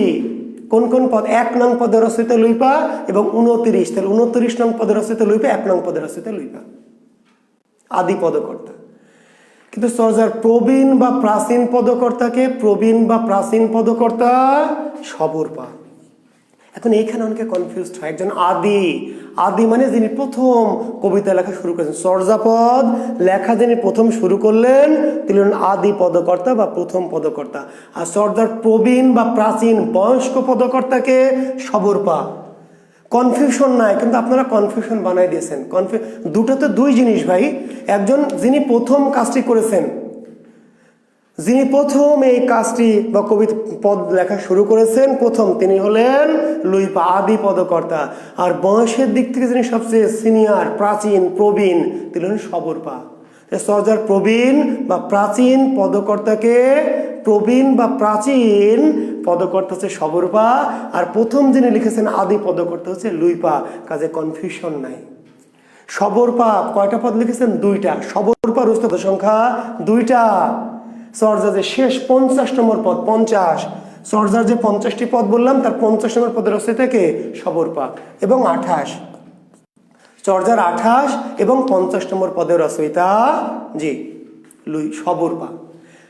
তাহলে 1 নম্বর পদের রচয়িতা লুইপা আর 50 শেষ পদের রচয়িতাকে সবরপা। একজন আদি বা প্রথম পদকর্তা আর একজন শেষ বা প্রবীণ বা প্রাচীন। একজন আদি বা প্রথম 1 নং পদের রচয়িতা লুইপা, আর প্রবীণ বা প্রাচীন বা শেষ পদের রচয়িতা 50 নম্বর পদ সবরপা। সবরপা রচিত পদের সংখ্যা কয়টি? 2টি। কোন কোন পদ সবরপার লেখা? 28 এবং 50। 28 এবং 50 নম্বর পদের রচিত সবরপা। জি এই যে দেখেন একটা আছে কুক্কুরি পা, আসলে কুক্কুরি পা না, কুক্কুরি আপা। কুক্কুরি পা না, মনে মনে বলবেন কুক্কুরি আপা। কেন আপা? কেন? চর্যার 23টা পা আর একটা আপা, 23টা ভাই আর ভিড়ে একটা আপু। সে আপুর নাম কি? সবচেয়ে রোমান্টিক যে নাম সেটা একটা আপুর, কুক্কুরি। সুন্দর না নামটা? জি। চর্যার পদকর্তাদের মধ্যে সবচেয়ে রোমান্টিক সুন্দর নামটা হচ্ছে একজন আপার, সে আপাটির নাম কি? কুক্কুরি আপা। জি। তাহলে চর্যার মহিলা পদকর্তার নাম কি, বা কোন পদকর্তাকে মহিলা বলে মনে করা হয় বা ধারণা করা হয়? কুক্কুরি আপা। আসলে তিনি মহিলা ছিলেন কিনা এর কোনো প্রমাণ নাই। মহিলা যে ছিলেন ভাই এর কোনো প্রমাণ আমাদের কাছে নাই, ছবি টবিও নয়, আমরা কোনোদিন দেখিও নি। গবেষকরা তার লেখা দেখে অনুমান, লেখা এবং নাম, ওই যে নাম কুক্কুরি, স্ত্রীবাচক কুক্কুরি, বেটা ছেলে হলে নাম হয়তো কুক্কুর পা, বুঝতে পারলেন? কুক্কুর। জি। স্ত্রীবাচক দীর্ঘইকার প্রত্যয়, নর নারী, নর নারী এরকম ওরা স্ত্রীবাচক। মোরগ মুরগি, হ্যাঁ, এরকম স্ত্রীবাচক শব্দের শেষে কি দীর্ঘইকার যুক্ত হয়। তাহলে মনে করা হলো কুক্কুরি স্ত্রী। এবং তার কবিতার মধ্যেও কিছু কিছু বিষয় আছে যেটা কবিতা যখন পড়াবো আপনারা বুঝতে পারবেন। চর্যাপদের মধ্যে 2টো ক্লাস শিডিউলে দেওয়া আছে, দেখবেন। তাহলে চর্যার মহিলা পদকর্তাকে বা নারী পদকর্তা বলে কাকে মনে করা হয়? কুক্কুরি আপাকে। এই কুক্কুরি আপা রচিত পদ সংখ্যা কয়টি? 3টি। কুক্কুরি আপা মোট 3টি পদ লিখেছেন। 3টি পদ। কত কত নম্বর পদ? 2, 20 এবং 48। 2, 20 এবং 48 নম্বর পদ কুকুরিয়া পার। এর মধ্যে দেখবেন ওই যে 48 পাওয়া যায়নি, মনে আছে তো? তাহলে কুকুরিয়া পার রচিত পদ কয়টি? কুকুরিয়া পার রচিত পদ হচ্ছে 3টি, কিন্তু কুকুরিয়া পার প্রাপ্ত পদ কয়টি? আবিষ্কৃত পদ কয়টি? তাহলে 2টি। তাহলে প্রশ্নগুলি কিন্তু পেঁচাবে। পেঁচাবে কেন? আপনাকে কনফিউজ করবে, আপনাকে ভুল করাবে। আপনি যদি ঝাঁপ দেন তাহলে বিপদ। বোঝা গেছে? জি, মানে ওই যে বললাম যে আপনি মানে অনেকেই প্রশ্ন কিন্তু পরীক্ষক মডারেট করবে, মডারেট করে আপনাকে ডুবাতে চাইবে, আপনাকে বিভ্রান্ত করতে চাইবে আপনাকে, তাই না? কুকুরিপার পদ কয়টি? তাহলে কুকুরিপার পদ হচ্ছে 3টি। কুকুরিপার পদ কয়টি? 3টি। কুকুরিপার রচিত পদ হচ্ছে 3টি। কত কত?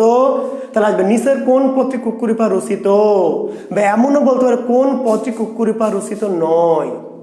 নিচের কোন পদটি কুকুরিপার রচিত নয়? তো নয় কি আপনি জানবেন কোনটা নয়?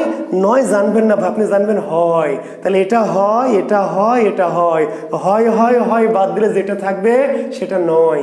তাহলে 2, 20 এবং 48 কুকুরিয়া পা রচিত। তাহলে কোনটি নয়? 2, 20, 48 বাদ দিলে যাহা থাকিবে তাহা কুকুরিয়া পা রচিত নয়।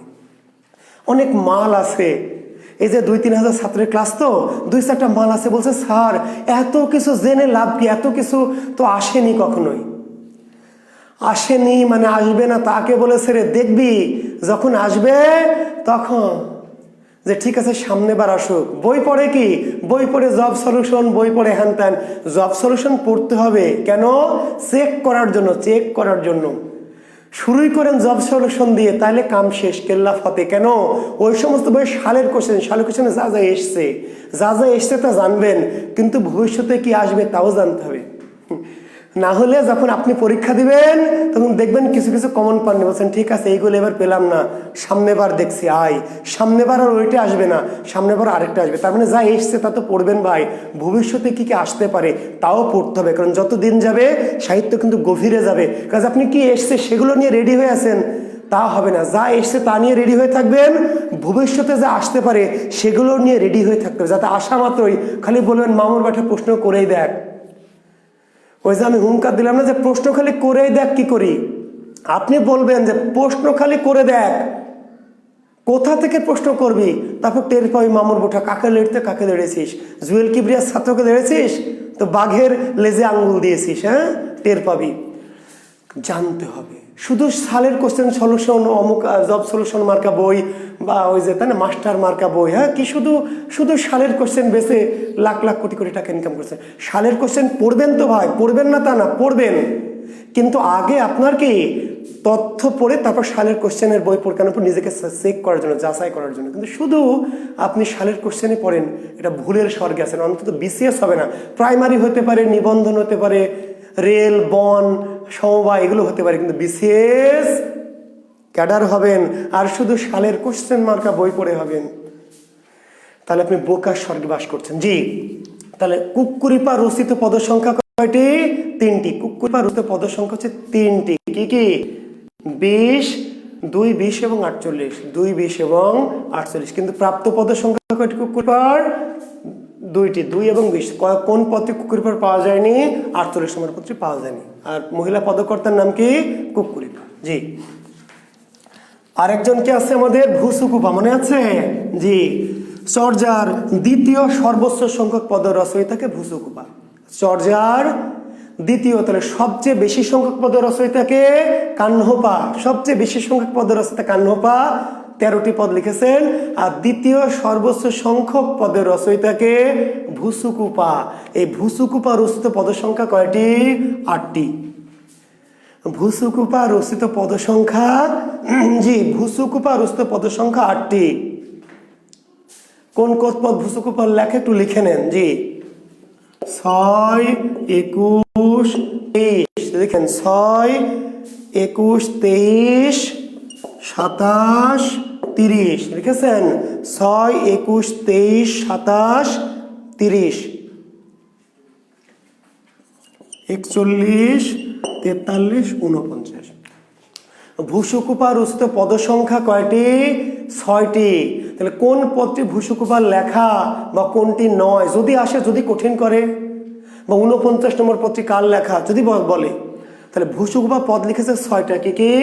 6, 21, 23, 27, 30, 41, 43, 49। এর মধ্যে সবচেয়ে গুরুত্বপূর্ণ পদ হচ্ছে 49। 49 খুবই জরুরি। কেন? কোন কবি নিজেকে বাঙালি বলে দাবি করেছেন মনে আছে? জি, খুবই গুরুত্বপূর্ণ। কোন কবি নিজেকে বাঙালি বলে দাবি করেছেন? কোন কবি? এই মাল ভুসুকুপা। সেটি প্রশ্ন নয়, সেটি চলে এসছে, আসতে পারে, কিন্তু আরেকটা কি আসবে যেটি এলে আর আপনি পারবেন না। আমি নিশ্চিত আপনি এটি এলে পারবেন যে কোন কবি নিজেকে বাঙালি বলে দাবি করেছে। এই প্রশ্ন বলছেন, খালি দিয়েই দেখেন কি করি। ভুসুকুপা জানা আছে, কমন পড়েছে, কেন? সকল বই দেওয়া আছে। কিন্তু এটি আসবে না, আসবে যে ভুসুকুপা কত নম্বর পদে নিজেকে বাঙালি বলে দাবি করেছেন। এইবার দেখবেন আপনি এরকম হয়ে গেছেন। কোন কবি নিজেকে বাঙালি বলে দাবি করেছেন? বলছেন খালি দিয়েই দেখুক কি করি, শালা খালি দিয়ে দেখ না ভুসুকুপা। কিন্তু ওটা আর দিবে না, দিবে কি? যে ভুসুকুপা কত নম্বর পদে, কত নম্বর চর্যায় ভুসুকুপা নিজেকে কি বাঙালি বলে দাবি করেছেন? 49 নম্বর চর্যায়। 49 নম্বর চর্যায় ভুসুকুপা নিজেকে বাঙালি বলে দাবি করেছেন। কি বলেছেন? আজি ভুসুকু বঙ্গালী ভইলি, নিয় ঘরণী চণ্ডালী লেলি। আজি ভুসুকু বঙ্গালী ভইলি, আজ থেকে ভুসুকু বাঙালি হলো, নিয় ঘরণী চণ্ডালী লেলি। তাহলে ভুসুকুপা যে নিজেকে বাঙালি বলে দাবি করেছে কত নম্বর পে, কত নম্বর চর্যায়? 49 নম্বর চর্যায়। জি, তাহলে 49 নম্বর চর্যা কার লেখা? ভুসুকুপার। ভুসুকুপার পদের সংখ্যা কয়টি? 8টি। তাহলে দ্বিতীয় সর্বোচ্চ সংখ্যক পদের রচয়িতা ভুসুকুপা।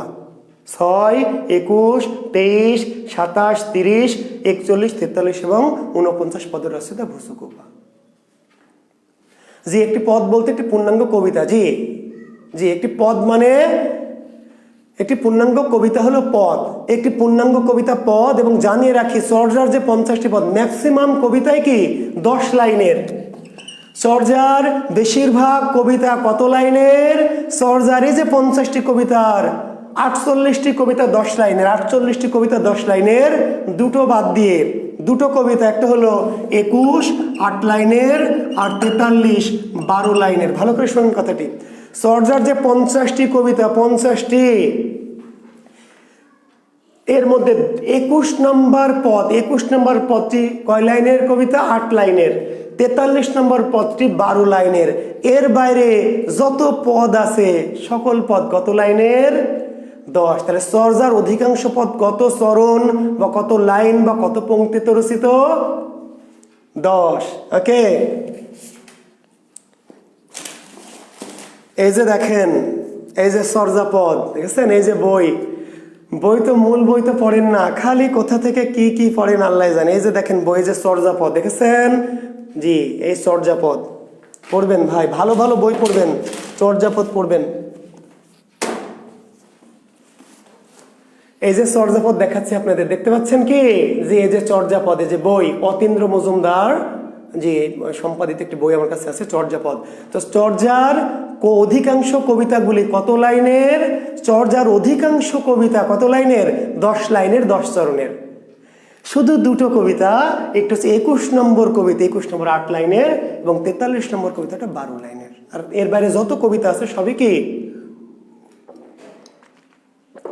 10 চরণের। ওকে, জি। তো ঠিক আছে, আজকে এ পর্যন্ত আমরা রাখছি। চর্যাপদ নিয়ে আমাদের আরো একটি ক্লাস আছে। কি করব সেখানে? চর্যাপদের গুরুত্বপূর্ণ চরণ, রিটেন আলারা খুবই গুরুত্ব দিয়ে মনে রাখবেন। চর্যাপদের কি একটা প্রশ্ন হবে, দুটো লাইন তুলে দেবে, দুটো লাইন, কাঁ তরু বড় পাঞ্চবি ডালো, চঞ্চল চিয়ে পৈঠে কালো, দিয়ে বলবে আধুনিক বাংলায় রূপান্তর করো। যারা রিটেন পরীক্ষা দেবেন, এই গ্রুপে আছেন বা জাকির বিসিএসে আছেন, চর্যাপদের 2-3টা লাইন তুলে দিবে, চরণ তুলে দিবে, দিয়ে কি বলবে? যে এই চর্যাপদের বাংলা আধুনিক বাংলায় রূপান্তর করো। প্রিলিমিনারিতে আসতে পারে, একটা লাইন দিয়ে বলবে আপনা মাসে হরিণা বৈরি, আধুনিক রূপ নিচের কোনটি? বলে ক খ গ ঘ অপশন থাকবে। তারপর চর্যা নিয়ে আরো বেশ কিছু কথা আছে, চর্যাপদের ভাষা, চর্যাপদের, বুঝতে পারলেন? হ্যাঁ স্যার, আপনার চুল দিন দিন কমে যাচ্ছে। হ্যাঁ রে বাবা, বয়সও হয়ে যাচ্ছে, আর এত সারাদিন কথা বলি, এত মাথা গরম থাকে, কেমনে চুল থাকবে? জি, তো ধন্যবাদ শিক্ষার্থী বন্ধুরা। আমি চেষ্টা করেছি চর্যাপদ নিয়ে ক্লাসগুলো আলোচনা করার। আগামী দিন শনিবারে আমরা চর্যাপদের অবশিষ্ট অংশ পড়াবো। সেখানে চর্যাপদের ভাষা যে সন্ধ্যা ভাষা, চর্যাপদের যে প্রবাদ, চর্যাপদের যে গুরুত্বপূর্ণ চরণ এবং চর্যাপদের কবিদের সম্পর্কে, কান্নপা লুইপা সম্পর্কে আরও একটু গুরুত্বপূর্ণ কিছু তথ্য দিব। সেই পর্যন্ত ভালো থাকবেন। জি, আর এখন কিন্তু একটা পরীক্ষা দিবেন শিক্ষার্থী বন্ধুরা। আমি বের হয়ে যাব, কিন্তু আপনাদেরকে আমি জাকির বিসিএস এবং আমার সাথে সিক্রেট গ্রুপ আছে, সেখানে আমি একটা লিঙ্ক দিব, সেখানে ঢুকে আপনারা 20 নম্বরে একটা পরীক্ষা দিবেন। জি, কালকে রাত পর্যন্ত 9টা পর্যন্ত পরীক্ষাটি দেওয়া যাবে। আমি কাল 10টা একটা রেজাল্ট দিব, দেখবো যে কে কত স্কোর করেছেন। আজকে থেকে শুরু করে কাল, তবে কেউ ডাবল দিতে পারবেন না, সেইভাবে সেট করা আছে। আগামীকাল রাত 9টা পর্যন্ত আপনারা পরীক্ষা দিতে পারবেন। কালকে রাত 9টার পরে আমরা রেজাল্ট দিব, আমরা দেখব যে জাকির বিসিএস এর কে কত স্কোর করেছেন। জি, পরীক্ষাটি হবে লেকচার 1 এবং 2, অর্থাৎ বাংলা ভাষা, সাহিত্যের ইতিহাস এবং সাহিত্য যোগ বিভাগ থেকে। জি, আর এই যে এখন যেগুলো পড়লাম চর্যাপদ, সেগুলো আগামী দিন পরীক্ষা হবে, আগামী শনিবার। জি, ধন্যবাদ, ভালো থাকবেন। জি, পরীক্ষা না দিয়ে যাবেন না। জি, পরীক্ষাটা দিবেন, তাতে প্রশ্নের কোয়ালিটি, প্রশ্নের কৌশল, প্রশ্নের ধরনটা বুঝতে পারবেন। ভালো থাকবেন। আর আমাকে যদি ভালো লাগে, আমার ক্লাস যদি ভালো লাগে, কারণ আজকের পরে যেহেতু ফ্রি ক্লাস শেষ, আমরা জাকির বিসিএস আর সরাসরি লাইভ ক্লাসে আসবো না। আগামী শনিবার থেকে আমরা সরাসরি ক্লাস নেব কি আমাদের সিক্রেট গ্রুপে। কাজে আপনারা সবাই কিন্তু দেখতে পাবেন না। যারা মনে করেন ক্লাসগুলি সাহিত্যের সাথে থাকবেন, করবেন, তারা দয়া করে জাকির বিসিএসে ঢুকে, এবং আমাদের এই যে ক্লাসের স্ক্রিনে দেখেন জাকির বিসিএস থেকে আমাদের এই নোটিশটি দেওয়া আছে। জি, তা আপনারা দয়া করে এই জাকির বিসিএসে ঢুকে আপনারা ভর্তি হয়ে আমার ক্লাসটি আগামী শনিবার থেকে আমাদের ক্লাস করতে পারবেন। জি, তো ভালো থাকবেন। হ্যাঁ, আর আমি আমার ফোন নাম্বারটা আমি এর আগেও দিয়েছি, আজকে আরও একবার দিচ্ছি, 01712-337-554। এটি আমার পার্সোনাল নাম্বার। যদি কেউ বিশেষ প্রয়োজন মনে করেন বা কোনো বিষয় নিয়ে কোনো জিজ্ঞাসা থাকে তাহলে করতে পারবেন। ঠিক আছে। আর আমার একটা বই আছে বাংলা কোষ, আমার নিজের লেখা একটি বই আছে বাংলা কোষ, যেখানে সাহিত্যের এই সমস্ত তথ্যগুলি আমার মতো করে আমি আলোচনা করেছি বা দিয়েছি। সেই বইটি বাংলা কোষ, জি, আমার লেখা বই। এই বইটি যদি আপনারা কেউ পেতে চান রাজশাহীর বাইরে যে কোনো জায়গা থেকে, তাহলে একটা আমাদের এজেন্ট আছে, এজেন্টের নাম্বারটা 01744727712। এই নাম্বারে ফোন করলে আমার লেখা বইটি হ্যান্ড নোট বাংলা কোষ সেটি পেয়ে যাবেন। জি, 017447277, এটা আমার নাম্বার, এটা আমাদের এজেন্টের নাম্বার, প্রকাশনা প্রতিষ্ঠানের নাম্বার। জি, এটি আপনারা যদি বইটি কালেক্ট করতে চান, অর্থাৎ আমার হ্যান্ড নোট, আমি যে তথ্যগুলো বলছি সেখানে এভাবে আছে। আর এটি আমার পার্সোনাল নাম্বার, যারা আপনারা জরুরি প্রয়োজন আমার সাথে কথা বলতে চান তারা কথা বলবেন। আর জাকির বিসিএস এর সঙ্গে থাকবেন।